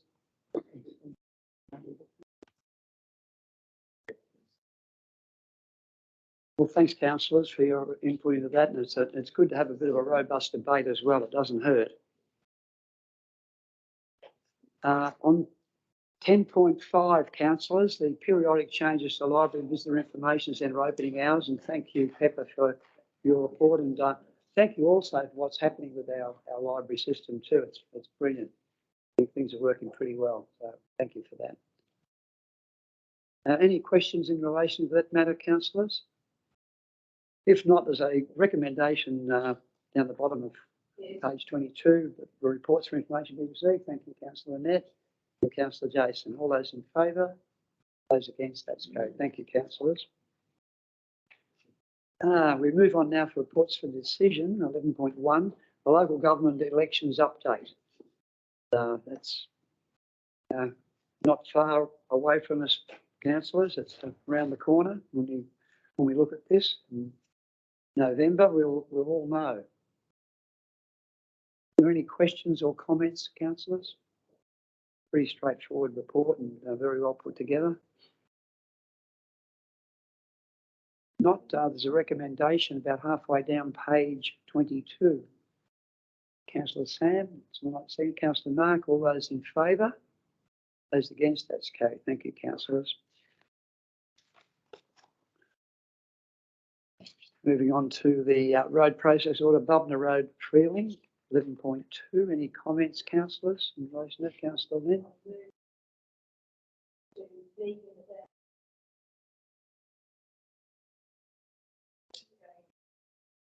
Just waiting for the hand on the money. Right. Okay. Yeah, I spoke to Mr. Bubner recently, Mel Bubner, and I've had a few conversations with him. He's a decent man, he really is, and he had a few issues with one of his roads out there, and I passed the message on to Jason Norman after that, and lo and behold, Jason had the road fixed within days, and I thought that was great service, and Mel Bubner was pretty happy about it as well. So building up a good relationship there, because Mel can be a little bit spiky sometimes. Sometimes. But he's always nice at the end of it all. Councillors, we move on now to, oh, pardon me. Well, I need a second up, Councillor Mark. Any further questions, councillors, in relation to the road process order? Pretty much standard. We're going to move in a second. All those in favour? Those against? That's carried. Thanks, councillors. Now, another good one. The management agreements, the Kapunda Senior Citizen Greenock Institute. Any questions or comments, councillors, in relation to these two management agreements? Councillor Simon? Yes, I don't know nothing about this, to be honest, but just reading the figures, I just wondered why the Greenock Institute receives 6 times more money than the Kapunda Senior Citizens Club rooms. Megan online. Hello, Mayor Bill. How are you? Very well, thank you. I don't know if you heard Councillor Simon's question there. He just wanted to know why the Greenock Institute gets about 6 times more money than the senior sits, and I'm pretty sure there is a reason for that. If you could Yes, be helpful. certainly. I can enlighten the elected members. We have a number of agreements, as you would be aware. I think there's something like 16 in total. The varying amounts relate to the amount that council would provide as far as in-kind support goes. So the kind of senior citizen club rooms, for example, they initially only requested an amount of money for their insurance. But given that it's a council-owned building, we also provide other support to them, such as rodent treatment, which is something that we don't do for the Greenock Institute. The Greenock Institute have a committee that are able, like their makeup of their committee are able to do a little bit more tasks around the building for maintenance than what the Capone Senior Sits could do. So that reflects the varying contribution. Thank you, Megan. Councillor Simon, you happy with that one? Yep, thanks very much, Megan. Thanks, Councillor Simon. Good question. Anything further, councillors? If not, I'll put the recommendations halfway down. Oh, I need to move Councillor Dean and Councillor Kennelly. All those in favour? Those against? That's carried. Thanks, councillors. Getting a bit ahead of myself here. Cool. 11.4, the naming of the Don Helbig Conservation Reserve. And hello, Kath. Nice to see you sitting there. And thanks for all your patience. I know you're very passionate about this particular project, and rightly so. And it's great to see it's on our agenda again. Councillors, are there any questions in relation to what's happening there at the Don Helbig Conservation Reserve? No? No questions or comments? Councillor, thanks, Councillor Kennelly. It's moved and seconded, Councillor Lynn. No further questions. All those in favour? Those against? That's carried. That was no pain at all. Thank you, Kathy, and thanks to your team for the good work that they're doing out there. It's wonderful. Well done. Yeah, it's been a good one. Councillors, we talk now on 11.5, the revocation of community land at Kapunda. Questions or comments, councillors? If not, there's a recommendation about halfway down page 34. Someone like to move that way? Councillor Simon, Councillor Jason, all those in favour?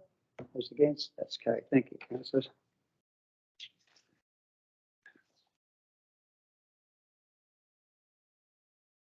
Well, we move into the section of our meeting now, which are procedural matters. I think we're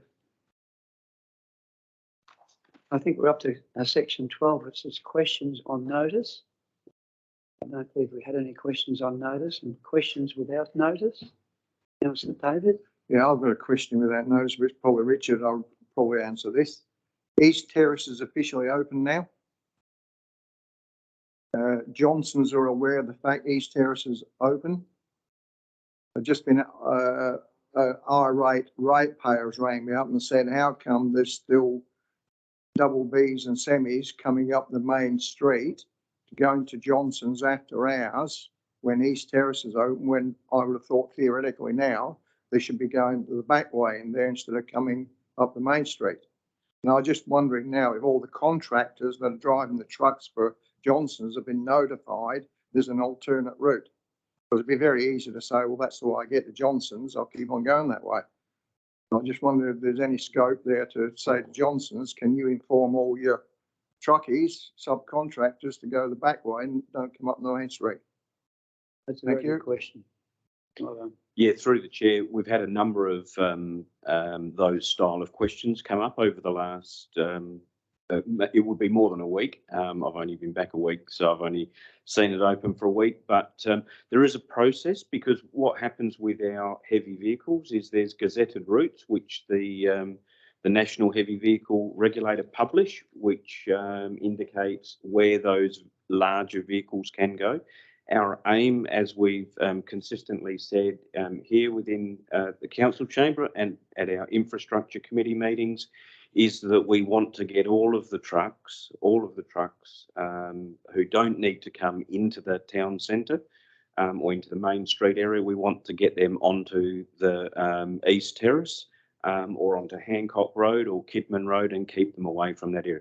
There is a process, and our team is just commencing that process or continuing with that process at the moment. It won't be quick, and unfortunately, we can't direct at this point where those heavy vehicles can go. But we have had a couple of conversations with members of the community, and they understand that we're working towards that. But that is our plan, and of course, Councillor Jason has also raised matters in relation to pedestrian safety, and these are a range of benefits that we will get, not just the getting the trucks off of probably mainly that Adelaide Road part. So, and just further, that feedback I've got is brilliant project, and congratulations to all the people involved in getting it up.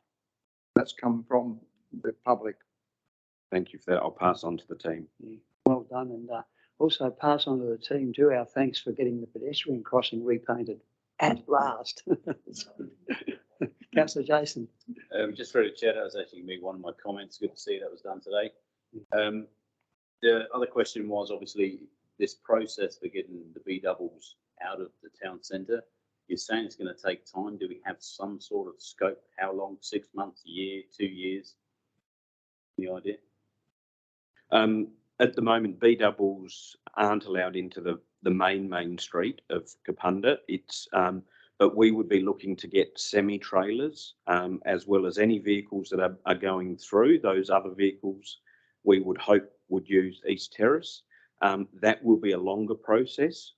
We believe the getting the B doubles out of Adelaide Road part will be a shorter process, more likely around 3 months, given that the National Heavy Vehicle Regulator does need to publish it for 30 days or for commentary for 30 days prior to actually removing a road from that gazette. Thank you, Richard. Just through the chair, the next question then is there going to be signage to maintain routes for heavy vehicles, or how does it work from here? Yeah, longer term, we would expect there to be a tonnage limit that will go onto the main street, and again, that will be, I suppose, for us to work our way through. But traditionally, that can go anywhere from between 5 and sort of 10 tonne. It doesn't stop trucks who need to do deliveries within the town. So if they're bigger than that, but it's more those vehicles that don't need to be in there that we want to focus on. Thank you, Richard. Further questions, councillors? Councillor Bill? When I was driving up today, there's the sign used to have 5 Shillings Estate down at the Teely Highways, now got Kidman's Rise. Have they changed their name, or is that another development? No, they've changed their name for marketing purposes. Took them a long time to work that out. They did. Any further questions, councillors? Councillor Simon? As all the elected members and probably some people in management would have received a letter by Mr. Ryan from Seppelsfield today, an email. I was just wondering what we should or can do about it. I think it's probably, we need to digest that letter a little bit. I received it this afternoon and I did read it, and it did concern me greatly about the planning and so forth of these projects and what interface council has with its community and some of these decisions that are made, and it's a pretty complex sort of subject, and one that's probably out of my pay grade to sort of probably provide some answer. But I think we do need to have a good strong look at that and see what it means and what we can do. We don't want to see people ignored and or not being able to have a proper conversation with the people they need to have a conversation with because they have a disability. That doesn't make sense to me. It's not right. So we probably need to have a look at that. And we need to get Craig and his team to have a look at that first and perhaps come up with some thoughts that we can, we can distill and digest and make some comment or hopefully some positive sort of response to Mr. Ryan about his concerns.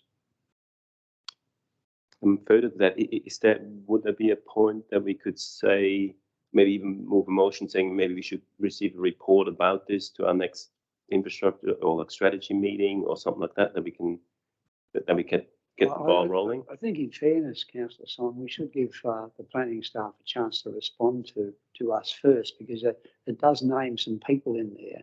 And I think for their benefit, I think they need to have some understanding that they've been named and they might not even know. So I think we're probably taking it, might be a step too far to do that. I think the planning staff will act on this and will provide a report back to council, to us at a later stage anyway. I'm sure they'll do that, and we'll make sure that it's progressed. It's close to my heart, I think, and most of us here, I think, would feel the same way. We don't want to see people disadvantaged. But the Planning Act and how they're going about it now is especially almost ignores the ordinary person in the street. They've got no hope. I mean, the Oscar is a classic example of that. Love it or hate it, people should have the right to be able to comment. And now the decision's made, our council here, when we're supposed to be the interface between community and development and everything else, can't do a single thing about it. They can have 7,000 signatures on the petition. We can't do anything about it. We can pass it on to someone else, but that's about it. And it's not right. It doesn't seem right to me that these are our people, these are our residents and our folk, and we can't support them either way, whether we like it or not. And I don't know what's going to happen. I see Ted nodding up there, being you were the ex-commissioner of planning, weren't you, Ted? One stage. So you can probably know what we're talking about pretty easily. No, but thank you, Simon, Councillor Simon, for that. But, I'll leave it to the elected members to decide if you want to take a motion without notice, except that it'd need to be a motion on notice if we want to do anything. But I would be confident that our council staff, our planning staff, will provide that information anyway. Further comments, councillors? Questions? If not, Councillor Simon. I do have one more. I think it's 3 or 4 council meetings ago, I did ask a question without notice about who's paying for the power at the Rosewood Township expansion for all those lights that burn all night. And I just wondered, and I think Richard Dodson sort of said that he can do a calculation and could get back to me, but I don't think we've ever got that answer as far as I remember. So I just wondered if that's something that we can, because I find it quite interesting. Like there's a fair bit of light going on there. I mean, I drive by there every night, so I can see there's with the energy prices as they are, it would be not cheap to do that. And since we are paying for it, I think it would be interesting to know how much that will be. Thank you. I'll take that question on notice and provide a written response to everyone in the next day or two. Thanks, Richard. If we move on now to section 14, which is motions on notice, and we do have one here from Councillor Simon in relation to the Dropers encounter. The motion is about a third of the way down page 42. Would you like to talk to that motion, Councillor Simon? Yes, if I may. So as I said before, I'm not against this project at all. I think it could be an absolutely great asset to Kapunda and to this region, and it looks lovely to me. It's all good. I'm just after transparency and openness, so I find it very important that people are taken along the ride or informed as much as possible. I understand there's obviously commercial information that can be told to everyone, but there's got to be a balance between the two things. So the reason for this motion is really just, that's actually twofold. One is because we did get a report with most of these answers in there, but that was confidential, so that's a bit pointless for the transparency reason. And the other thing is, and that's something that I don't know how to say it, but I mean, we constantly keep out the cost of actually doing something, as in our employees. They're all on pretty high wages or good wages. So every hour of their time is a cost to the ratepayer. So we never really include that cost into the cost of doing whatever we do. And I think in general, that's something that we really need to change. I think it'd be like every other business that I've ever been a part of or been involved with does that. Every person's time gets assigned to a certain project. You know how much time has been used for this and this and this. So in the end, you can have some sort of idea of where your money goes, because the cost of the employee working on the project is part of the cost for that project. You can't just say, like, oh, we don't know. That's just not good enough. So that's the other thing. I understand this is retrospective. That might be a bit hard. But again, we can say we've been working on this for 3 years. We have so many people that have worked on it. You could still get a rough figure of how many thousands of dollars, hundreds of thousands of dollars, whatever it might be, would have been spent on that. And that's really what I'm after. It's just to be more transparent, because just saying we just spent the money on buying land and all these consultants, that's only part of the story. That just isn't the real story. Because if one person full-time would work on that, like over the 3 years, let's say, that would be, $150,000 that could have been used for something else. That somebody like a real smart person, like all of you guys, real capable people, working on some other project that might be even better. The idea of opportunity cost, all that sort of stuff. I think it's just super important that the community gets taken along and that gets included in the cost of a project, like any other private business actually does. So that's why I really want this. Thank you for that. Councillor Peter, Councillor Kennelly. Yes, Mayor O'Brien.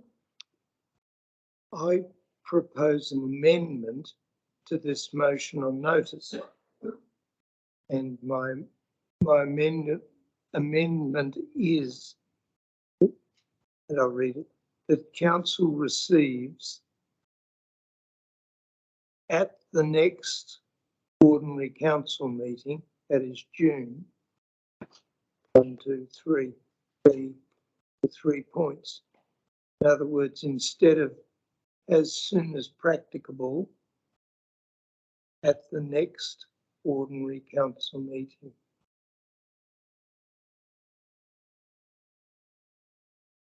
Agree with that, Councillor Simon, that amendment to your. Yes, I have no issues with that. And personally, I don't think it should take that long to do that, because most of these numbers are known, and it's really just that bit about the employee time. Even that, I mean, I could calculate that for you guys in my head pretty much, so it can't be that hard. Councillor Simon, I'm conscious of the fact that we moved a motion earlier in the night asking for similar information. In fact, I thought it was almost the same. Could be wrong.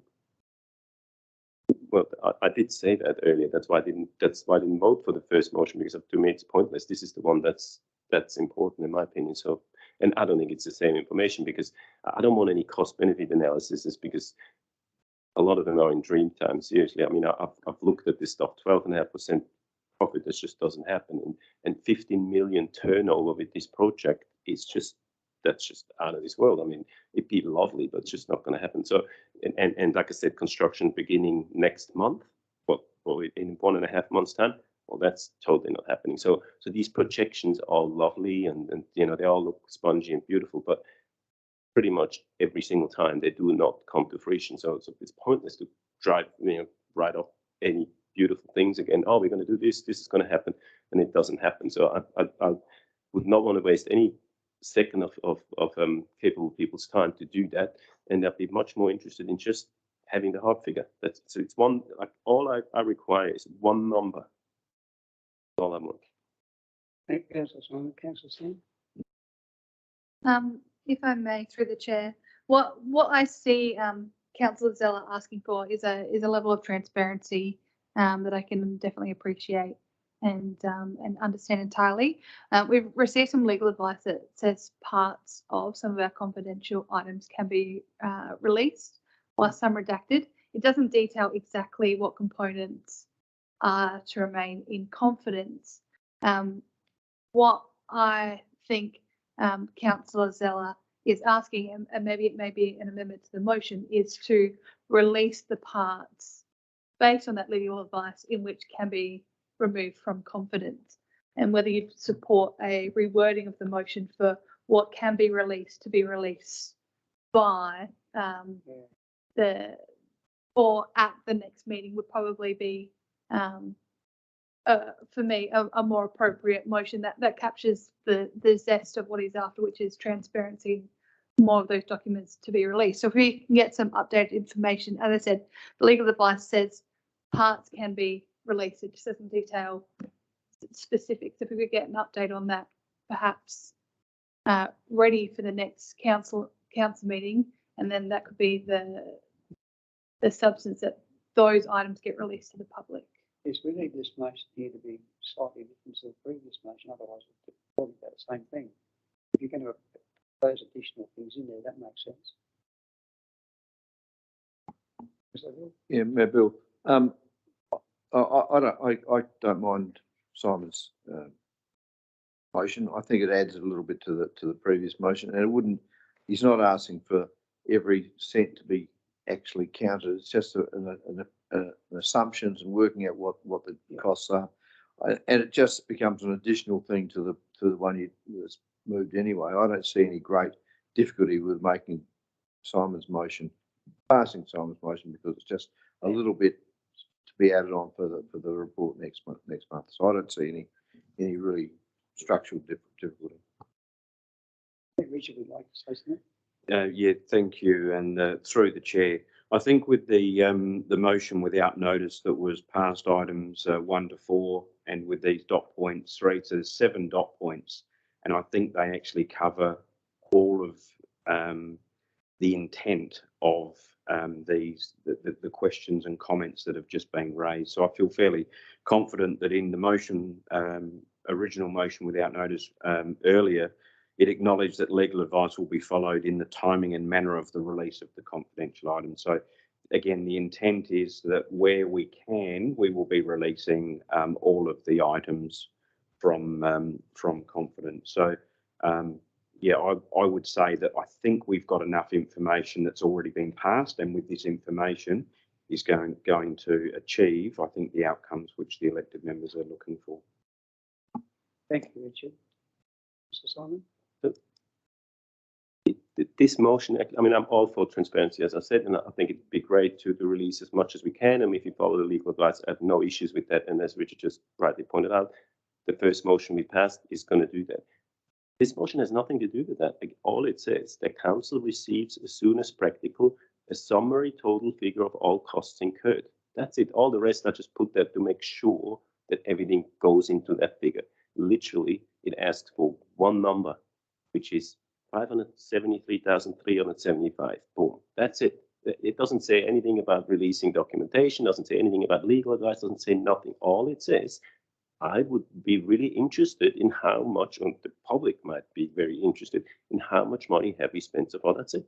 To me, it's a very simple motion, and in the way it differs, the motion that the Councillor Dean put forward is, in that motion, it does not say in-kind contributions and cost of all council employee hours, because that's the point. That's why I labored that point beforehand. It's so important, and every private business does it, to be able to assign cost of staff or management or at any level to the projects that they work on, because only that way you get the actual cost of a project. And I don't think it's too much to ask to find out the actual cost for that project. I think it's a great project. I think hopefully it's going to go ahead. I think I have nothing against it. However, we just need to know how much we spend on it. Simon. All it is. Did you take into account what Councillor Sam was saying to add to your motion? You mentioned something there. You happy with that? Okay. Councillor Dean? Mayor Bill, just a couple of things. There is a income as well associated with this, because the land that we purchased is an asset, and we currently have, I believe, it rented out. Is that still correct? And so we have an income. So the other thing is that if I understand in financial accounting, the land itself is considered as an asset.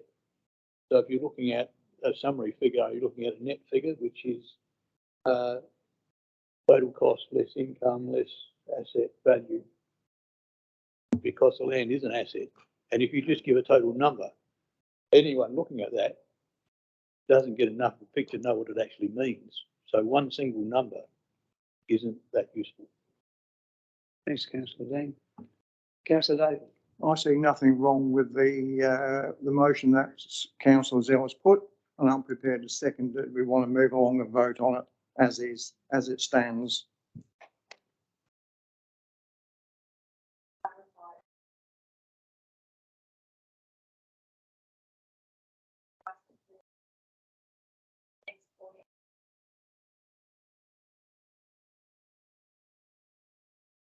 All right, I think we're pretty clear, councillors. We've got a motion, and we're going to move on to seconder. Any further comments before I put the motion? Just a final question, if I may, whether we need to insert the words direct the CEO, just because they're in relation, the second dot point is in relation to how staff spend their time. So I'm just not sure whether we need to direct that through the CEO to direct staff, or if that's a bit too nitpicky. No, you're not. It's a bit picking, nitpicky. That's, yeah. That's the proper process, that you're not picking at all. I think it's the CEO's call, not ours, to direct staff. We don't do that. So we might need to change the wording there to make sure that's clear. Brian, want to comment on that, Mayor Bill? Certainly. Councillor Dean. Sorry, Mayor Bill, I just wondered whether Brian wants to comment on that point that Councillor Sam. I think it's a good point.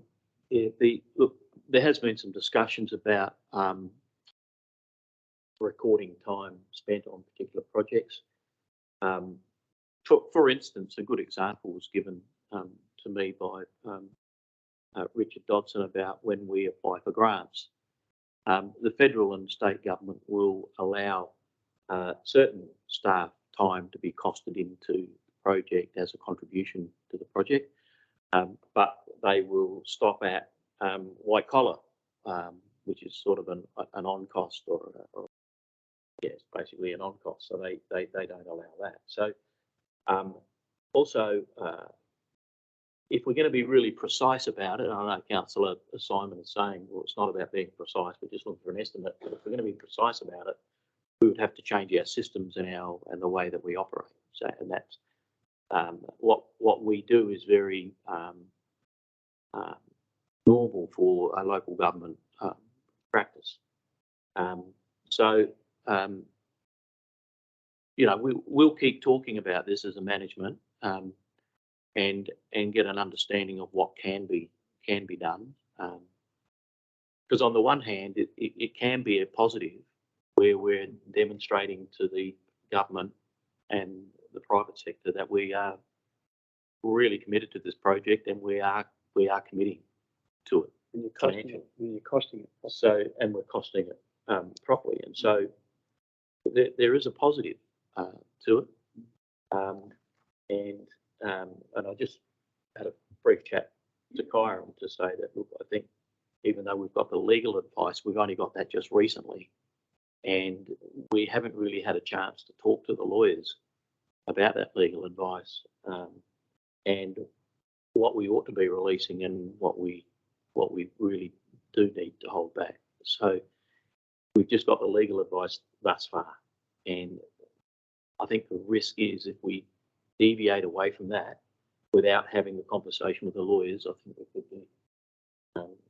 we could go down the wrong path. So I understand what the chamber is grappling with in terms of open and transparency, but I also understand the risks associated with a project like this, and it is about balance.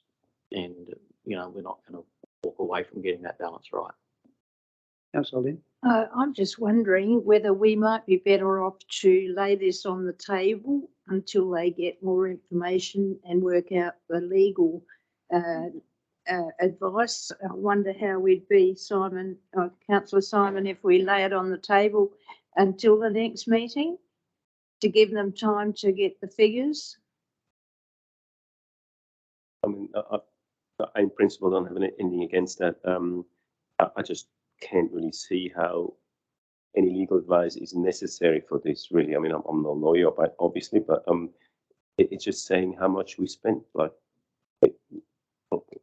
how do we need any legal advice? No, we're not releasing anything out of confidence. We don't do any of that. It's just how much. I mean, everybody can actually go look at the RP data and knows exactly how much money we spent on the land. Everybody, you can make your assumptions how much you spend on big flashy, architectural drawings from Woods Bagot and so on. It's not really. There's nothing confidential about it. I think it's really just a number that people can sort of gauge against. Oh, we spent $500,000 on this, great, or 2 million, or whatever it is.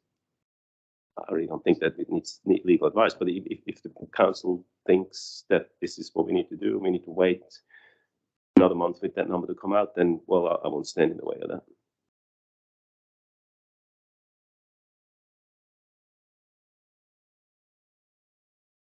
Councillor Bill? Yeah, Bill, I move the motion now be put. I will put the motion. All those in favour? Those against? Motion is carried. Thanks, Councillor Simon, and thanks everyone who had some input into that. And it's all valuable, and I do understand where Brian's coming from with some of the systems that may be in place to try and extrapolate these figures out. But I think what Simon is looking for, he's not looking for all the nuts and bolts. I think he's looking for a basic overall cost factor, and I think that's probably pretty reasonable. So with that, councillors, that's that matter finished. Motions without notice at this stage, I don't know if we have any. If I can, just earlier today we heard this excellent report about the cultural burning, and I sort of asked what's the next step that we can do. So if the elected members are, think that that's a great idea, could we just put out the simple motion saying that we give him principled support for an ongoing relationship with our, Indigenous land owners, or to continue down the path of cultural burning or something like that. I'm not good with words that way, but just something simple that we can say we give support to it and in principle. Just we support the program that put forward by Andrew. Got to move that way, Councillor Simon? Motion without notice? We can take that. It was on the agenda tonight. So take that, and Councillor Jason second that one. Any comment, councillors? I'm just not sure what the motion is. Does it say council was giving in principle support? Is that what you're wording, or is it something different to that? Okay, thank you. I think Brian, sorry, Andrew, you would have picked up on what Simon was saying there. Could you put some words around that to make it a bit easy for us to say what you would feel would be of benefit in this, what Simon is reiterating and getting agreement? It should, but Richard said it should, so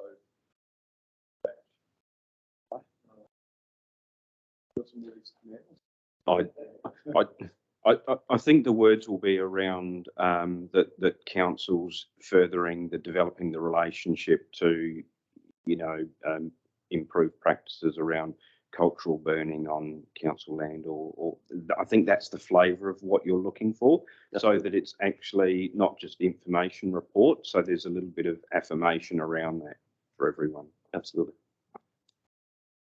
We'll probably need those words anyway if we're going to move a motion.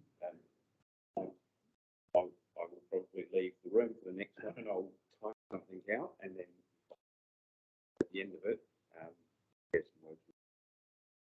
So that's going to be a bit tricky because we're going to have to come back to this particular motion and go back into the normal meeting.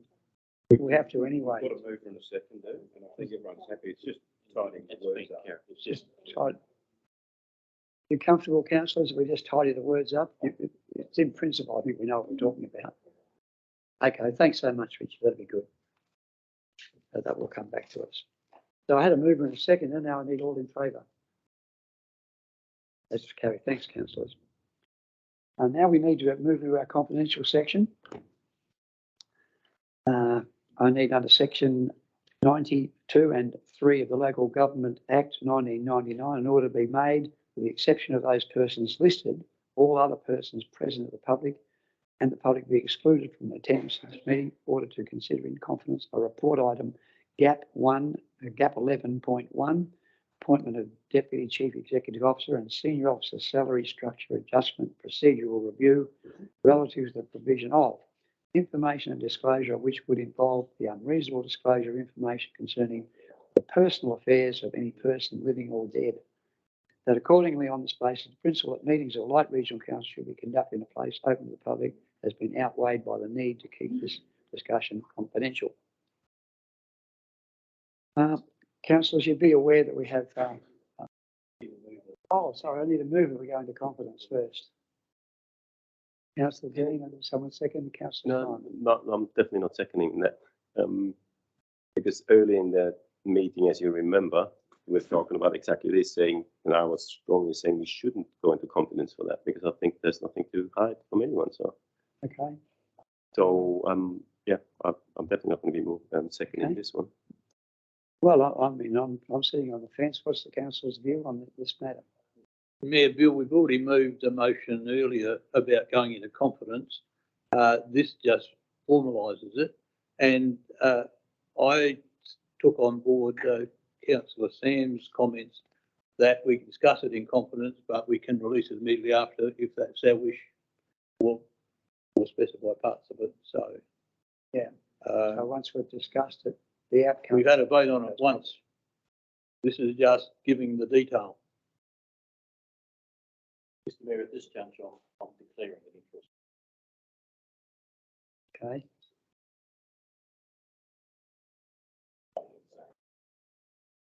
I was going to make sure I'll let Karen tidy the rest of it up. I think what it's all right.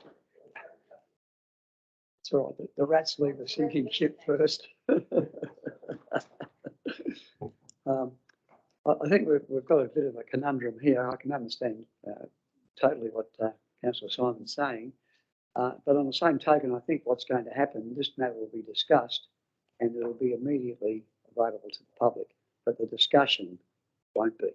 It's just a discussion that's being kept in confidence within the chamber. I think that was the intent. Am I correct there, Ted?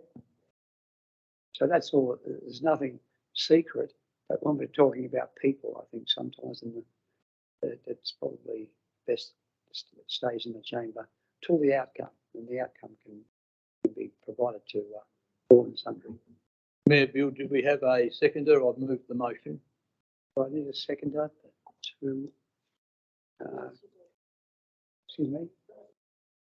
The second, Councillor Bill. All those in favour? Those against? That's carried.